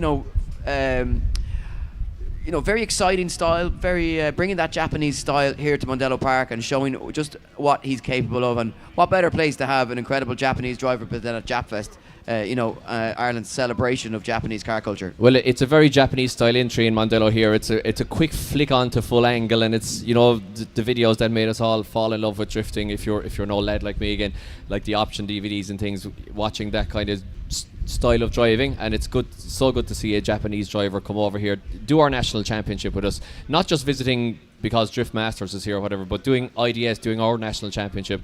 And he definitely is looking good, I think. Yeah, other notable drivers based on what we've seen so far. Jason McInerney, after that tough season last year, he's on an 83.7, inside the top 10 notably, and he said he was coming for some big results this year, and he's showing that intent right from the off. Stephen Halferty on that 71.3. I'm expecting bigger things from Halferty, as you say, very making that engine swap. So excuse me. Marbles in the my mouth. own words here, Mike. Marbles over in the mouth there. But yeah, obviously moving from BMW power to Toyota power, and Halferty, we've talked about him for years about how good a driver he is. He's so steady, very hard to beat. Doesn't always light up qualifying, but he's the one name on the list where you go, one person I don't want to meet in a top 32 battle would be Stephen Halferty, purely because of his consistency. Christopher O'Callaghan, of course, the rally driver, he sits inside the top 32 as well, Mike. He's on a 71. There were some errors to that run, came in with a very aggressive style, and you know what, showed real signs that he could be as one to watch. It seems like it would be such an easy transition from rally driving to drift driving, but there's so much more to get used to, and it's not the first rally driver that we've seen competing in drifting, and of course Cali Rovenpera competing in the Drift Masters Championship as well, and there is a small transition period, and we've seen other circuit racing drivers like Niall Murray making the transition to competition as well, and it's never seamless. It's always there's a little bit of working it out in your head, but these guys show that they can be competitive in multiple disciplines, and I'm excited to see what Christopher Callan can produce. Yeah, well, I think, Eddie, like you said, there's a little bit of work it out in your head. I think when you're behind the wheel, you can go to the muscle memory very easily. You snap back to what you're used to. Chris Callaghan will be used to a different style of driving. Drifting is, you're very gentle on the steering wheel in drifting. Generally, you're driving the car on the rear as a rule, and your steering inputs shouldn't be that severe or that fast, to be honest. And maybe with Chris Callaghan, he might have just snapped back into rally mode there, and we saw him being quite aggressive with the car there. So a little bit more fluidity, and I think he has it, like you said. There's definitely potential there, so we'll see what he has in the second run.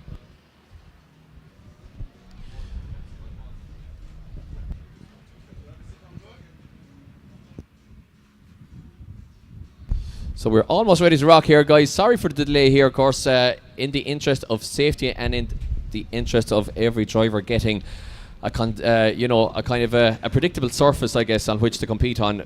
It had to be dried correctly, Eddie. Yeah, it's got to be safe, and it's got to be as predictable as possible. Of course, they're coming in over that hill at upwards of 70 miles an hour, and you have to have confidence that the surface is going to be somewhat consistent. Obviously, we can't make allowances for rainfall or anything like that, but it's got to be safe and consistent for these drivers, so they can that they can fully commit going in over the hill. So we will be commencing qualifying, the second half of qualifying, in just a moment, and it will be young Fionn Roach, another young man.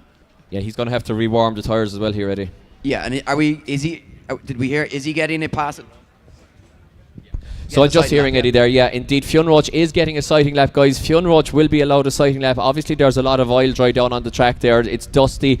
It'll require the competitors to come in, test out the grip level, make sure that it's a consistent surface that they're competing on, and Fionn Roach, as a result, will be allowed a sighting lap because of the oil on track. So Fionn Roach to do one non-scored lap here, back to the start line, and then do a scored lap, Eddie.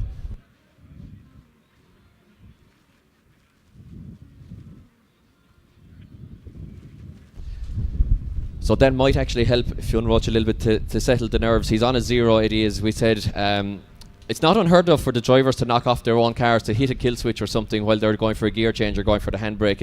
It's not something that never happens, to be honest. So I'm not sure if that's what happened, Fionn, or if he just has an electrical gremlin or something. But he's going to come in here just a little bit tentatively now, check the track. He's choosing not to drift it by the looks of it. He's just testing the surface here, as you see him waving the car over and back, almost F1 car style, where the cars keep their tyres warm, but just testing the surface here. Now chooses to drift. He would have heard from the start line marshals that the main issue was around clip 5 here. He's just having a test.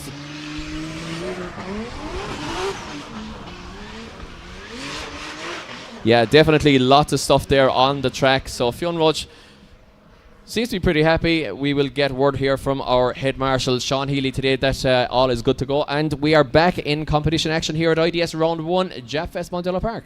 Yeah, he'll be even happier if Bryson DeChambeau can take the win in Augusta National here this weekend, because he's got a little bit of a wager on him. But more on that later.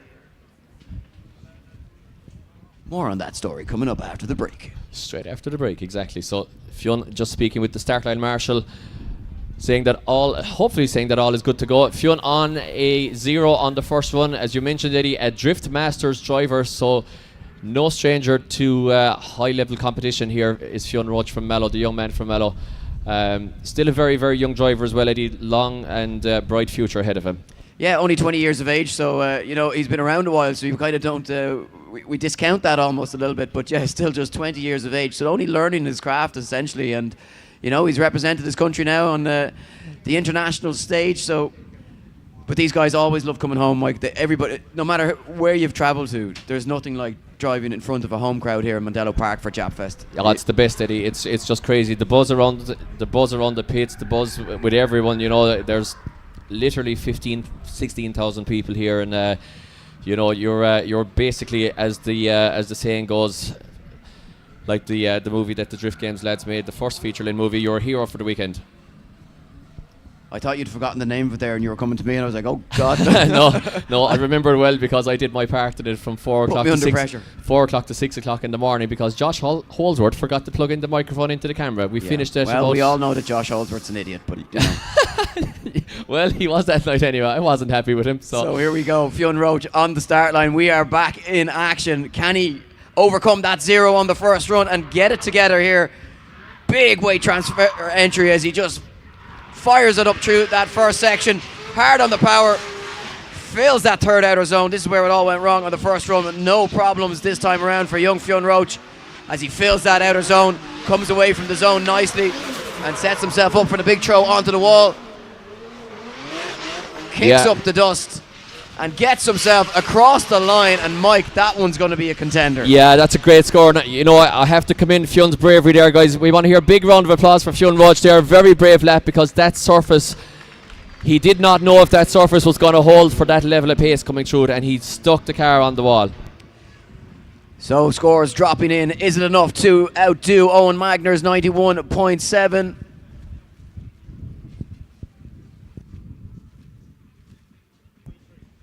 And the score drops in. It's a 95.3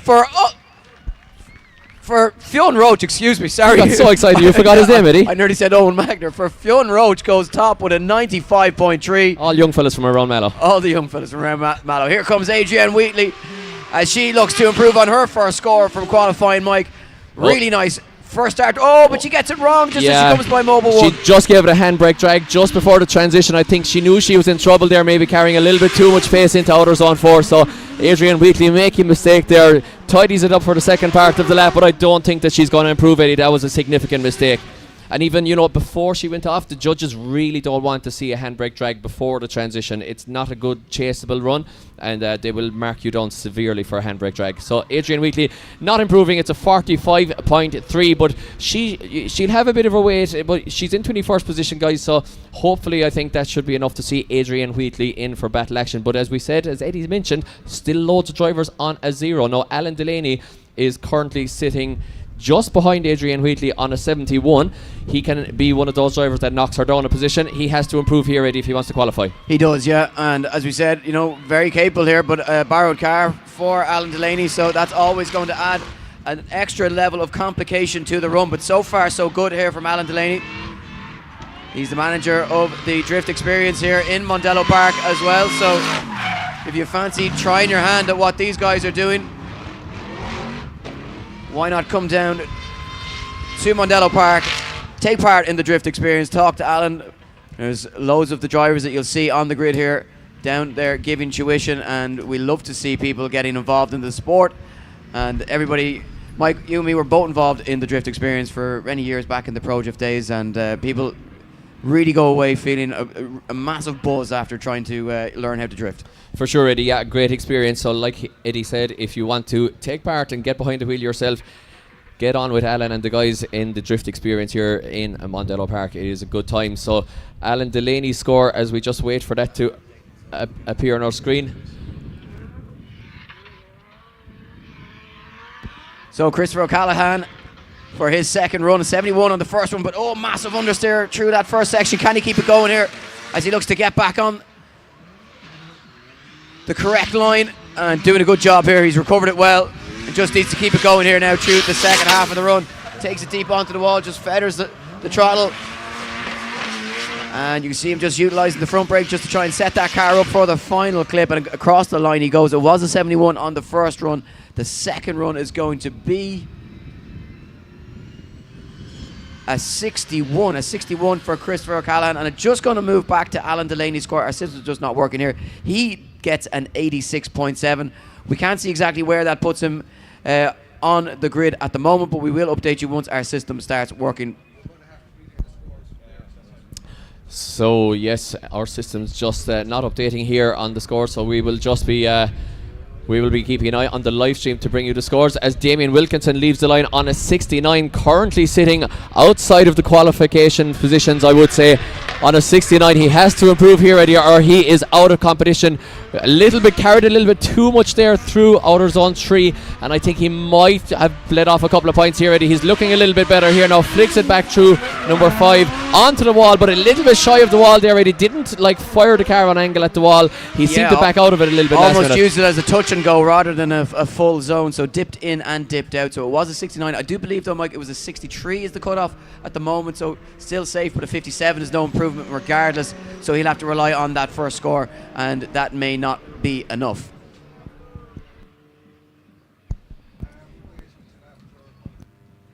So next driver on the line, Darren McElroy. He's got a 64.7 on his first run. He'll need to improve on that. That is just inside the top 32, so it's going to take some improvement as the sun starts to peek through the clouds here in Mondello Park. That's certainly going to change the temperature of the track and change the conditions for these drivers. Here comes McElroy, the second McElroy looking for a win this weekend. As he fires through the first turn, nice angle there from Darren McElroy, very smooth. Yeah, I love the entry there, Eddie. Absolutely. Too much speed though, Mike. He did exactly. He used all the angle on the way in, but as a result, he lost a lot of speed there. Big mistake then on the way into outer zone 4. Beautiful entry though, so the judges will give him a big score for the entry. But as you said, Eddie, I think he made a big mistake there. Just he dialed a lot of angles, swapped it back, and then I think the angle killed him on the way into outer zone 4. So it's a little bit of a some good stuff, some bad stuff, and it's a 78 for Darren McElroy, so the judge is not crucifying him for that mistake, Eddie. 78 for Darren McElroy. Yeah, which will be a bump up the order as well, a very welcome one from where he's sitting. Now on the line is Enda Lyons, and he has a 71.3, and again, Mike, well, we discussed it, we argued over this. You said it was going to be 71, I said it was going to be 75 to cut off. He's right on that 71. He's definitely going to be leaving the line with an attempt to try and improve on that first score. Hard and fast through the first section, but he grabs a bundle of understeer, Mike. Just about manages to keep it going. It can all go so horribly wrong when you get understeer through that first corner, and Enda Lyons would have been a passenger there for some of that, but just manages to keep the car out of the grass. But it's going to massively hurt the score there, and I'm not sure if that's going to be enough to see an improvement for Enda Lyons. Yeah, I think he just initiated a tad too early there, Eddie, and couldn't maintain angle through the corner, and then straightened up, so I don't think he's going to be improving this time in the Lyons, and we'll just wait for his score to drop in. Yeah, and it's a 56.7 for Enda Lyons, so no improvement for Enda. It's going to be a long wait for him. I think you might be right, Eddie. The drop zone is going to be both mid-70s, I think, by the end of qualifying, so Enda Lyons might be in trouble there. So we move it along to a man who's also in the danger zone. It's Justus Aranskas here in the little 1 Series BMW, very distinctive car, beautiful car in fact, but it's only 71.7, so he has to put in a big lap here, Eddie, or he might as well tell the lads to load this car on the trailer.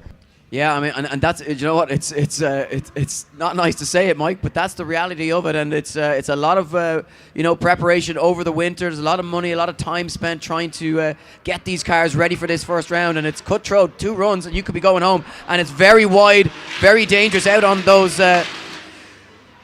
On the curbing there. Curbing there, yeah, because that curbing is designed for cars going the other direction, so that can cause cars to really flip or cause tyres to debead.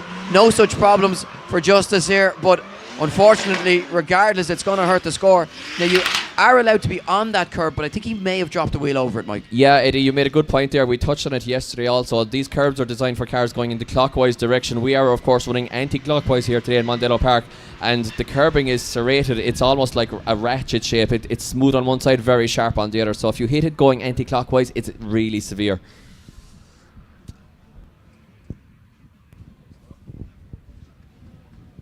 And it was a 44.7 for Justice Aranskas. So again, that's going to be relying on the first run, Mike, which was a 71, I believe.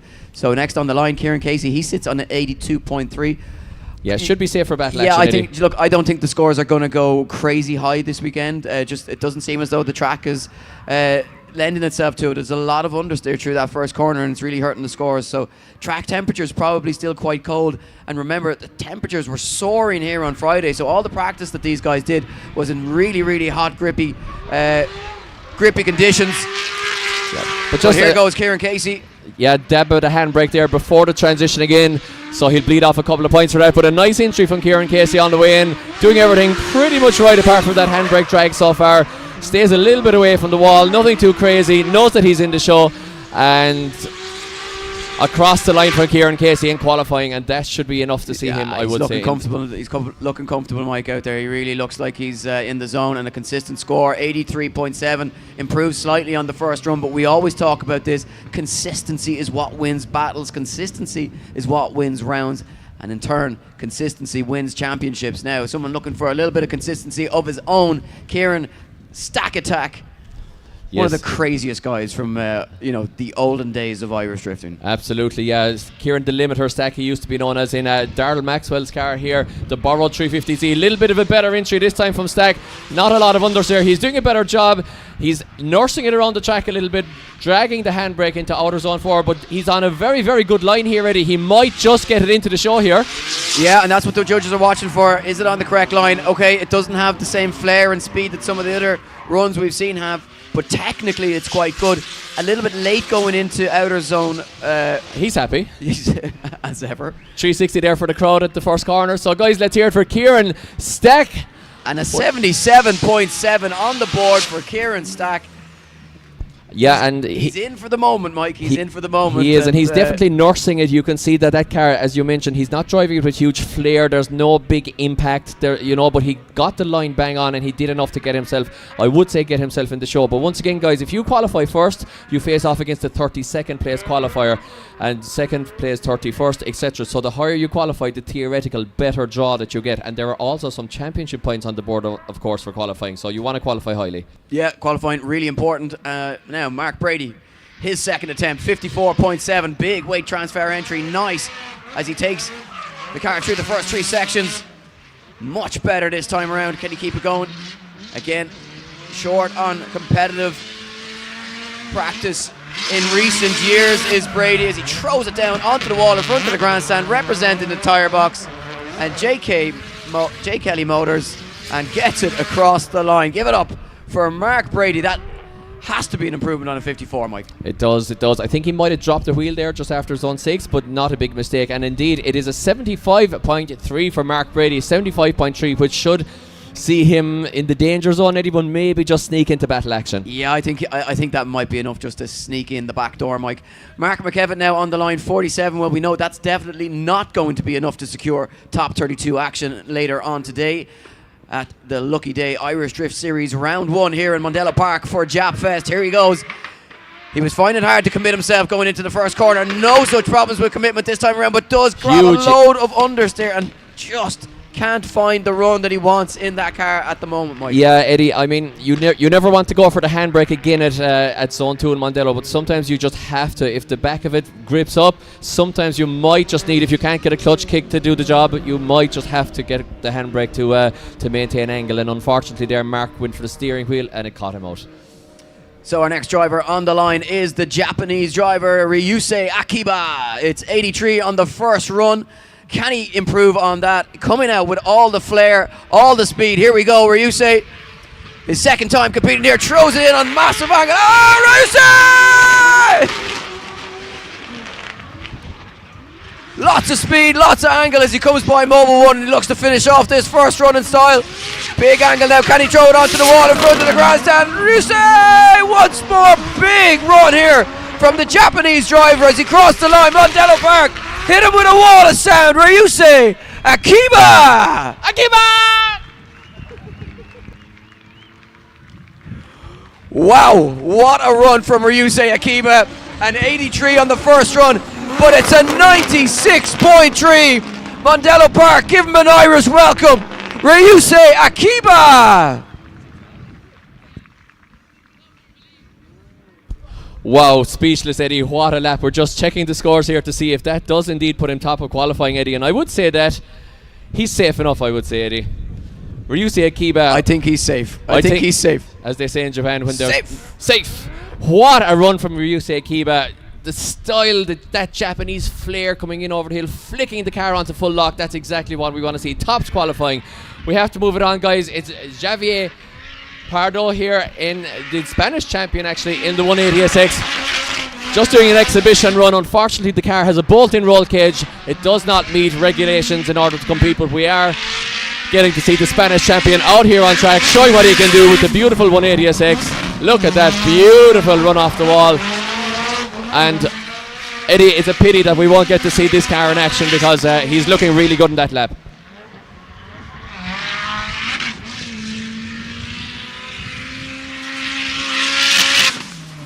Yeah, such a pity, Mike, that we won't get to see it, but maybe we will in further rounds. But just a taste of what he is capable of, and a really impressive run. So we move back to the start line. We did not have this driver on the first run, Sean Owen Curry, in this incredible GT86, Mike. This thing grips and hooks up just incredibly. So no score, as there was no first run. All to do here on the second run. Coming in big angle, big speed, Mike. He said, like, Ryusei who? Sean Owen Curry said, I'm Sean Owen Curry. I can drive like a Japanese driver too. It flicks it in over the hill in the little GT86 with RB power. Nice transition back, flicks it back on tangle. Maybe he went a tad early. No, gets it right onto the outside of zone 6 on the wall. This is a big lap, guys. Let's hear it for Sean Owen Curry. For only having one run, Mike, that's really impressive from Sean Owen Curry. And yeah, look, that's teammate of Damien McKernan, and the two of them boys are looking to put on a show. An 83.3 sees him right up the order with only one run to do it as well. He's going to be delighted with that as he heads back to the pits. Yeah, slight correction just at clipping point 2 there. Apart from that, a fantastic run, a really good run. Adam Kelly, all the pressure in the world on his shoulders now in the skyline. He is sitting on a 0 from the first run, guys. Yeah, look, I think from where Adam's sitting here, he'll want to get a relatively respectable score on the board at the very least, just to get a little bit of confidence in himself for the rest of the championship. Yeah, but can he do a little bit more than a respectable score? Because right now he's doing just. Do you know what? It wasn't perfect going around by Mobil 1, but he's kept this run alive here. A slight little correction, throws it deep onto the wall. Nice accuracy as he fills that outer zone and gets himself across the line. It will be a score. Will it be enough is the question. Yeah, I think, Eddie, you're absolutely right. He wanted to get a respectable run in. He went for the big entry and pulled it off. He knew he needed those points, but he did drag the handbrake a little bit through the transition. But Eddie, what did he score? Yeah, a score of 78, so more than respectable there for Adam Kelly as he heads back to the pits. As you say, we have a technical problem here in the tower at the moment, so we can't tell you where exactly that leaves him. But it is Brendan Burke now. They're coming in hot and fast here in Mondello Park at the Lucky Day Competitions Irish Drift Series Round 1. Brendan Burke, 74.3 on his first run. Fires through the first 3 sections. Throws on the anchor to avoid dropping a wheel at outside zone 4. Now, can he keep this run alive? Big angle as he flicks it down hard onto the wall. Look at the angle. Whoa. Brendan Burke flat to the mat, hard on the accelerator, crosses the line. Mondello Park, let's hear you make some noise. for Brendan Burke. Wow. He's enjoying himself. We're not supposed to be getting this excited yet, Mike. It's Not only yet. qualifying. It's only qualifying. Brendan Burke flicked the car in there and just put foot to floor and left it there through the And first an 4 zones. 83.3, Mike. I'm sorry I'm jumping across you, but we said these scores were going to hot up a little bit and take a ramp up towards the 90s. They're certainly doing that. The drivers have taken note of the memo. We go back to the start line.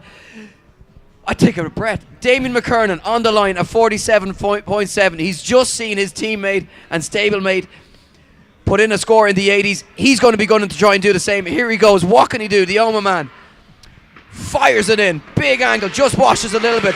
Keeps it together. Another bit of understeer, though, for McKernan. He's really battling with the car here, Mike, this weekend.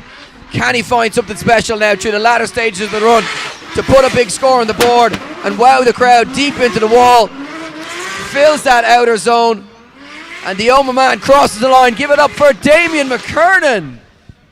Always full commitment is Damien McKiernan, and Eddie, he has to improve here. He's on a 47.7 and he does improve, guys. It is a 77.7 for Damien McKiernan this time, with a great run there, Eddie, and it should be enough to see him into battle action, but we'll have to confirm that afterwards. As we mentioned, technical problem here. We can't see where it's letting him sit, but Eddie, it should just be enough, I think. Now David Curtis is on a 71, another man really in the danger zone here in the little SR20 powered S14. Sylvia fires it in over the hill here in Mondello Park, catches that dreaded understeer though, that's catching so many drivers out this evening.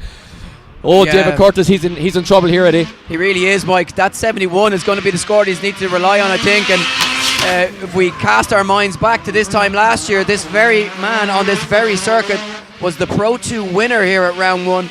So no stranger to this track, very capable on it. But is he going to get himself into battle action? Well, he's not, because if I can believe what's on my screen, a 71 now isn't enough, and the cutoff is 74.3.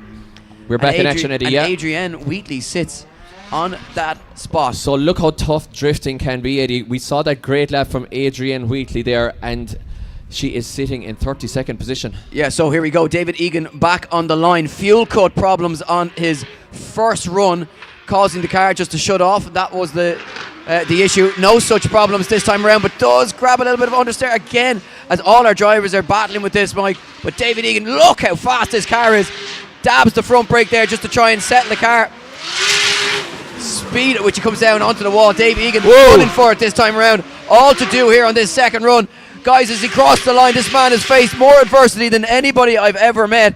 Give it up for Drift Games, Dave Egan. 0 on the first run. We ate the score, and 80.7 for David Egan, getting it done when it counts. And you know what, Eddie, the panels in that car, I can only imagine how expensive they are, but he just gave it the little love tap off the wall there for the crowd. Yeah, you're not getting 2 for the price of 1 deductions on the carbon Kevlar kit for that car, that is for sure. Now Johnny Flynn leaves the line. He's outside the top 32. He's on a 61.3. He's put in some huge runs in practice, but you can't win practice. The Falcon looking to spread his wings here in Mondello Park. Drops a wheel, and that's going to be it for Johnny Flynn. I think too many errors creeping into the run.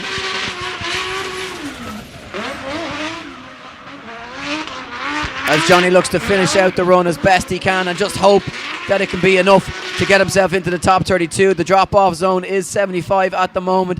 He sits on a 61.3. The second run is only a 60, so that's not going to be enough. Guys, give it up for Johnny Flynn, one of the nicest guys in the paddock, always lending a hand to everybody, and a great personality as well behind the scenes. As we move back to the start line now, where Gary Dunn sits just inside the top 10, 9th position for the Fresh Prince of Kildare, an 86.7. And I've already brought silverware home to the garage, so the pressure's on Gary to get it done for Team GDM Sport here in the Pro class here this weekend. Indeed, so Eddie, we do have Javier Pardos here in our drivers list who will not be competing, so we just have to confirm. I think Adrienne Wheatley's in 33rd, but that's the job. We'll confirm that all at the end and make everything official as we move it now to Gary Dunn, who is coming in hot and fast. Look at the speed and the angle as he tries to overcome the grip. Full lock as he... Yeah, Gary was coming for the big run there. He was coming for the 90 plus score. Well, he might as well, Eddie. Yeah, coming because he's well inside the order here, trying to put on a show for the fans. And You know what, Mike? You got to find the limits as well, and the perfect time to do it is when you've already qualified with an 86 on your first run. And Gary, well, let's see what the judges think of that second run before we count it out, Mike. But I don't think it was good. No, it's 69.3. But it's, that is the time to go for it, Eddie. You have the 86 on the board. It's all or nothing the second one. I'm going in the 90s or I'm going in the wall. That's kind of how to do it. So didn't work out that time for Gary, but he is in the show. Well, it's going to have to work out for this man, Dennis Murphy, on your screens. He sits on a 0 from the first run, so he's got his work cut out from here, but more than capable. Years and years of driver experience and competitive experience has Murphy in the Bandit Drifters. 180SX. You know, Mike, I feel like a broken record talking about the little bit of understeer, but, you know, it barely affected the line there for Murphy, but just enough to unsettle the car. But Murphy coming for it here through the final section, throws it onto the wall, loses the rear end off the car, and gets it safely across the line. Give it up for Dennis Murphy in the Bandit Drifters 180SX.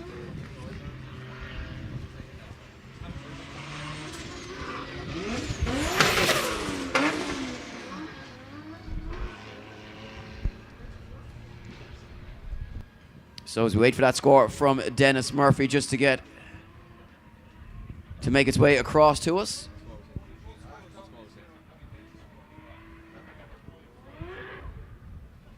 So just to go back to Ryusuke Akiba and just to confirm that his score did put him top of qualifying, and Dennis Murphy scores an 84. So sorry, we were battling with some technical difficulties there, guys. Yeah, so an 84 for Dennis Murphy. And once again, guys, if you have buddies at home and you're showing off that you're in Mondello Park, you can let them know that they can watch this live on YouTube. So Irish Drift Series on YouTube. We are live streaming this event, and I'm sure it'll be a great afternoon's entertainment for the top 32 battle action. Now Sean Watt gets ready to leave the line. Well, he's left the line. A 63 on his first run. It's not going to be enough for battle action. Much smoother though through the first section this time. No problems that he faced the first time around, filling those zones. Now we talked about this car and being the most underpowered car on the grid, and Sean doing his best to try and keep up with the progression of the sport by just overcoming his disadvantage in machinery with his ability behind the wheel. And what about that for a run, Mike? I mean, that was technically excellent. Yeah, I'd love to see this guy just get 500-600 brake horsepower and see what he can do with it, Eddie, because he's always so in control of that car, and I think, you know, it's just a knife at a gunfight in this class, to be honest. So guys, let's hear it for Sean Watt, the lowest powered car on the grid, but he does get a 72.7, Eddie, and we are back in action here with our scoring screen, and that puts him, it's not enough, it puts him in around 35th position, but it's not enough. 34th. So we move it along, Eddie. It's Ben Rogers coming up the track. He is safe. Yeah, safe enough. He had a pretty basic 85 on his first run. I mean, who'd be happy with that?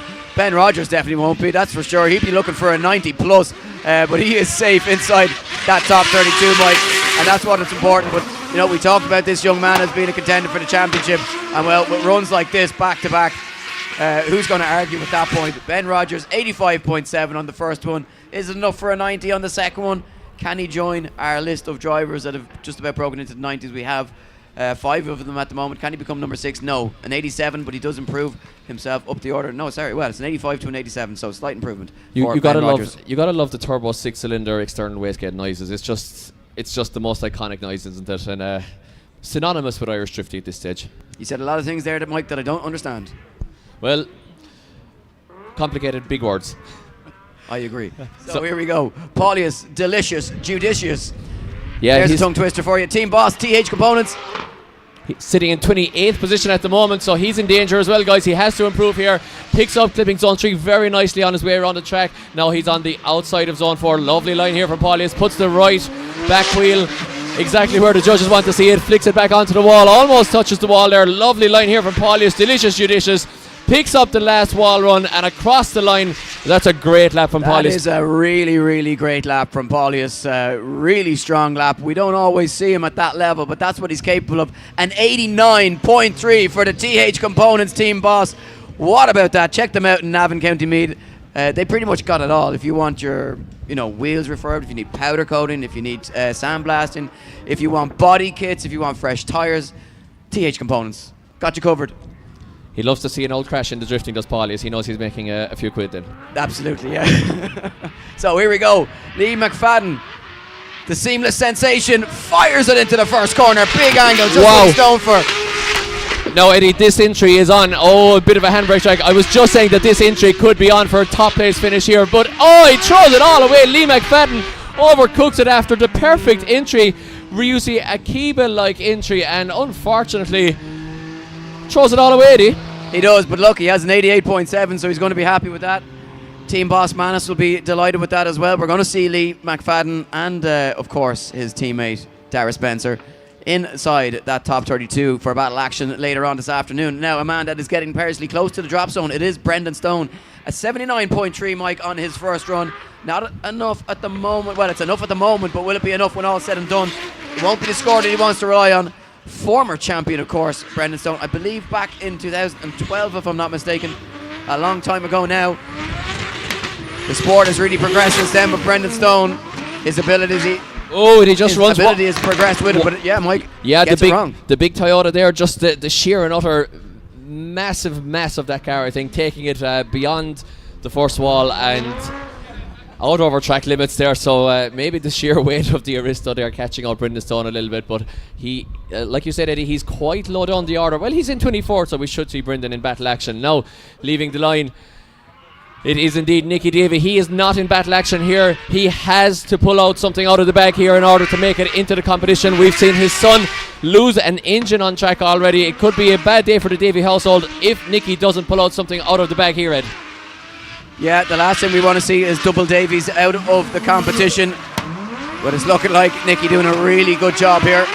And I think this one's, well, it's going to be better than a zero, Mike. That's for sure. It's definitely better than a zero. Guys, under pressure, let's hear a round of applause, please, for Nicky Davey. The Davey gravy. An 84.7, that's average. That's not bad, and that does send Ryan Nelly out of competition. Ryan Nelly has dropped down into 33rd position. Adrian Wheatley is 34th, and we are in updated scoring here, so that is correct. Mark Brady now sits in 32nd position after having his second run, followed very closely by Erikas Nevitskaz. So all good here. Jack in the Caldwell, Mike, sits on the line. Didn't get that first run with boost pipe issues. Yes, so another young man on a zero here. He has to do Look it. at this, Mike. Very early entry here. Does it work for Jack Caldwell? It does. He has a little waiver, but nothing too major. Very experienced driver, despite his tender age. Look at this.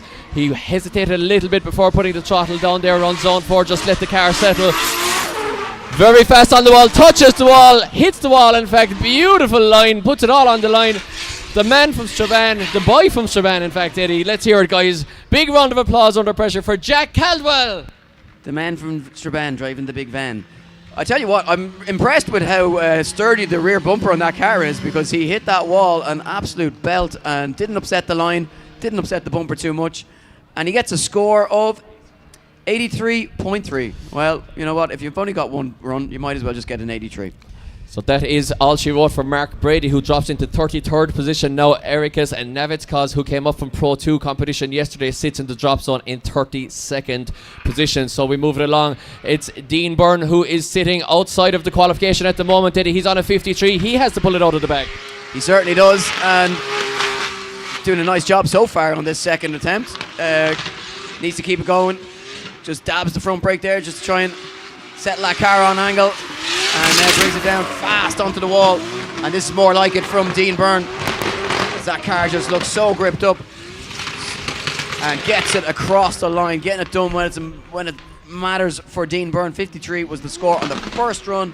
Yeah. I'm expecting a big improvement, and 81.3. We said those scores were going to start creeping into the 80s, Mike. Yeah, that's Eddie, exactly what they're doing. Absolutely, and that sends Dean Byrne into 23rd position, joint 23rd position with Dara Spencer. So Jake Davey, who is out of engine, is now in the drop zone. I'm not sure if they can repair that car. That would be possibly the biggest repair we've ever seen. But Jake Davies in the drop zone in 32nd position. Yeah, well, in 22nd position is the man on your screens, and the man on track, it is Josh Holdsworth, 81.7 on his first attempt in the RB Powered Drift Games S14. And Josh responsible for some of the most incredible videography images that we have seen of this sport in Ireland and, of course, across the continent of Europe, and right now his focus is solely on his driving, and he's doing a pretty good job of that as well, Mike, as he crossed the line with another really strong looking run from Josh Holdsworth. 83, so 81 and 83, nice consistencies there from Josh Holdsworth. Could we see him break into the top 8 for the first time in his career as he waves to the crowd? Guys, give it up for Drift Games, Josh Holdsworth. Yeah, what a gorgeous Zinky Sylvia there as well. Beautiful car. I love the livery on that car. So Josh Holdsworth, nice consistent scores there. Now Jason McInerney sits on an 83.7. He'll want to improve. Once again, guys, the higher you qualify, the theoretical at least better draw that you have in the top 32. So he'll want to improve, and he has it in him, Eddie, to put in a big score here. Yeah, well, it's getting really tight around that midsection. So these drivers are being separated by 0.1, 0.2 of a score here. But McInerney, as you say, an 83.7 on that first run, Mike, will be looking for improvement. Can he break into the 90s? He is safe for battle action at the moment. Shows big angle at it as he puts it down onto the wall. Gets back on the power. Sends that car across the line. Mondello Park, let's hear you make some noise for Jason McInerney. Really nice lap there from Jason. Maybe went a bit deep into clip 5 there, but apart from that, it was pretty textbook. It was, yeah, textbook, and an 84.7 showing good consistency as well, so he'll be happy with that. Heads off back into the pits as we see Daryl Barnett now approach the line, ready to warm his tyres, and he is ready for his second run of qualifying. 82.7. They're coming at us hot and fast here, Mike. I'm loving it, you are, and I hope the audience are as well. Guys, make as much noise as possible as these drivers come out onto the circuit. They love it. We love to hear it as well. Daryl Barnett in the Railway Auto Spares E46. Yeah, just a slight correction there from Daryl at clip 2, which actually upset him then on the way into 3, so he went off there. So I don't think it's going to be a big improvement either way, but he's going for it either way. Here, guys, he's putting foot to floor, almost rubbing the wall there as well, and a lovely finish to the lap there from Daryl Barnett. Plenty backfires as well, Eddie. Yeah, another big run from Daryl Barnett, and that car sounding really good. An 80.7, so no improvement on the first run. He's going to stay where he is. And we are creeping ever closer to an 80-point score being the drop zone. We are moving into our final 10 or so drivers, and Jack Mawhinney will be the first of those. 85 on the first run.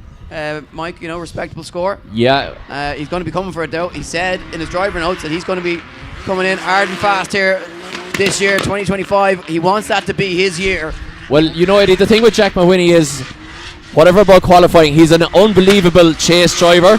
So once Jack Mawhinney gets into the show, and he loses the back of the BMW on the wall there. Fantastic entertainment there from Jack Mawhinney. Guys, let's hear it for the crazy man behind the wheel, Jack Mawhinney there, hitting the wall for your entertainment. And as I was just saying, whatever about his qualifying, Eddie, Jack Mawhinney is one of the best chase drivers in the land. So if he gets himself into battle action, which he has done, that's his time to shine in the battles later on. So we move it along. Stephen Halferty is just on a 71.3. It might pick of a dark horse for the championship if his 2JZ swap works out for him in the first year. Always looks great in his own car, but he now has the power in order to put it up with the big guns. Stephen Halferty leaving the line into 2JZ, the newly 2JZ BMW E36 Touring Estate. Fires it in over the hill here, the famous hill in Mondello Park. And it sounds like he's just labouring it a little bit there, Eddie. Maybe not too bad though, Eddie. You know what? It's not too bad. It could be a big improvement, but he's currently not qualifying. Yeah, I mean, look, it's a completely different driving style, as you'll know well, Mike, yourself. So it's a little bit to get used to here for Halferty. Crazy to think that he may not qualify.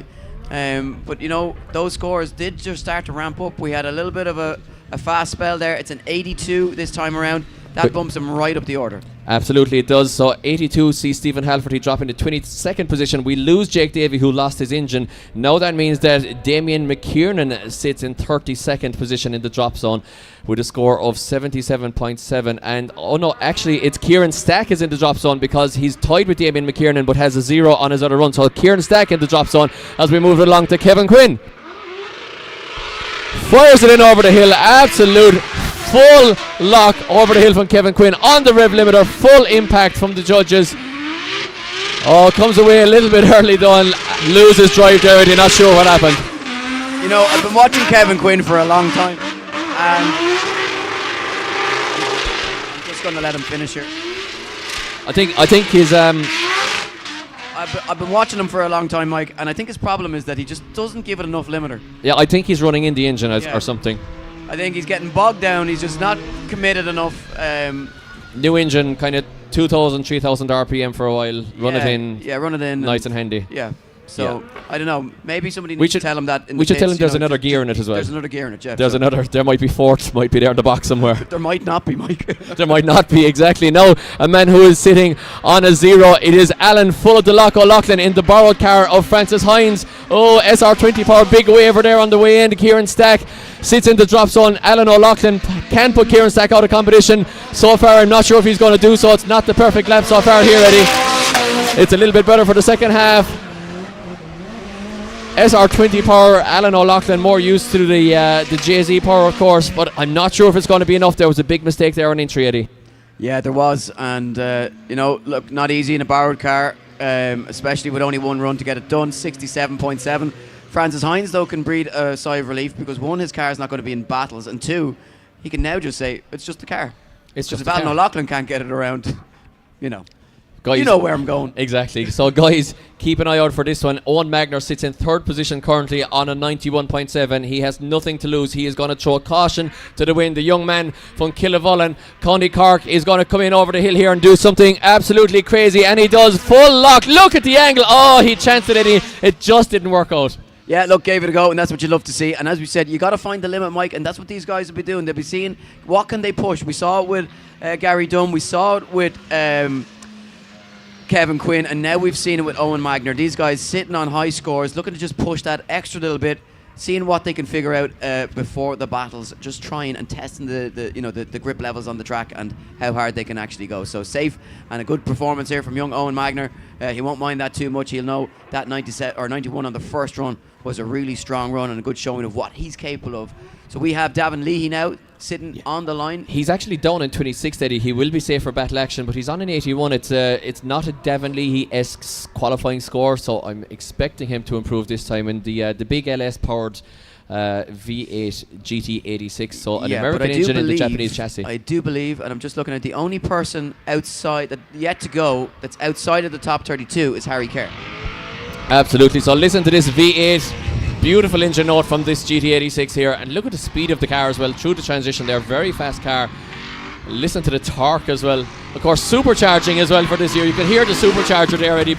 Just all the torque in the world on this car in the hands of the young Waterford man. And Davin Leahy putting on a show here, guys. Full angle, full commitment. Let's hear it for Davin Leahy.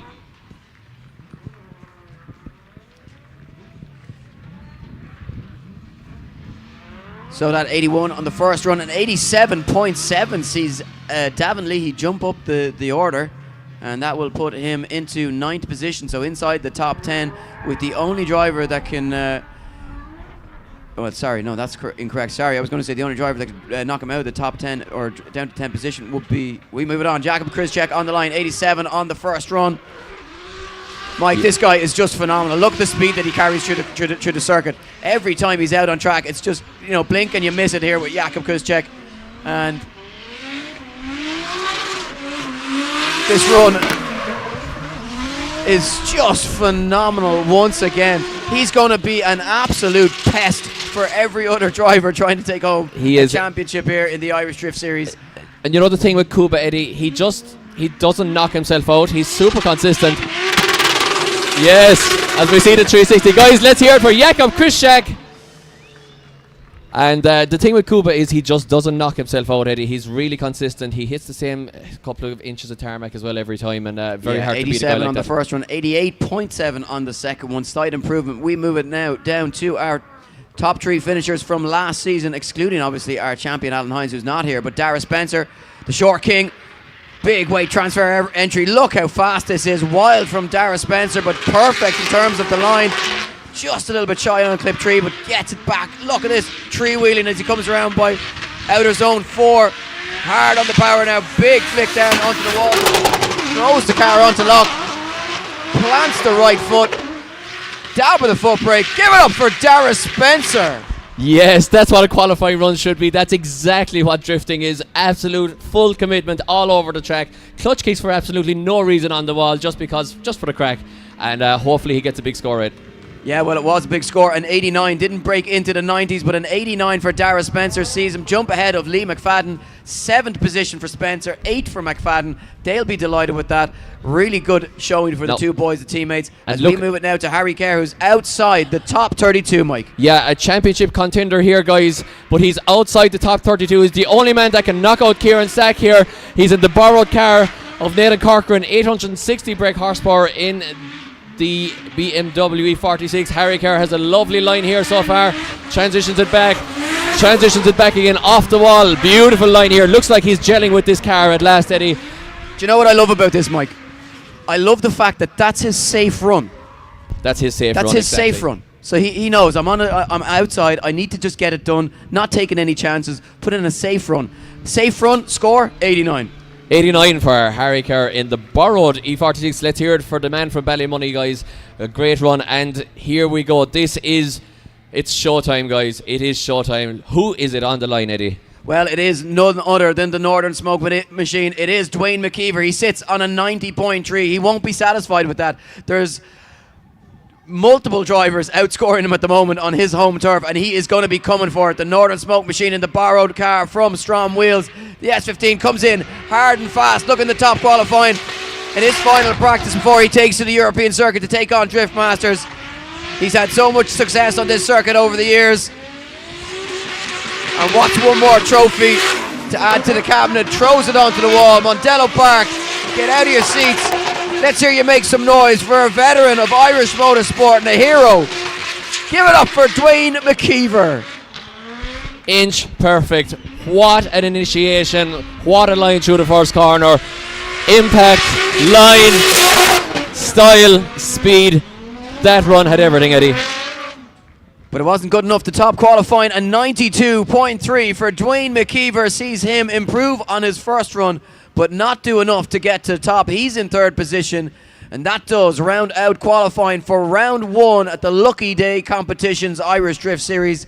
Mike, talk us through how the qualifying results finished up. Well, we are just going to get through any tied scores here, guys. In the event of a tied score, we will go to the driver's second run. So I can see here in 32nd and 33rd position, we have Damien McKiernan and Kieran Stack both tied on a 77.7. However, Damien McKiernan scored a 47 in his first run. Kieran Stack scored a 0. So that, for instance, now will put Damien McKiernan into 32nd position. So we will sort out any tied score, guys, and we will be back to you with the top 32 qualifiers in a couple of minutes' time. And then it is time for the main part of the show. It is the top 32 battle action, which will be followed by top 16 parade, and then straight into the top 16 battle action, where we'll see the best in the business going head to head. So, guys, we'll be back in a couple of minutes with the top 32 qualifiers here at IDS Round 1 2025 at Japfest.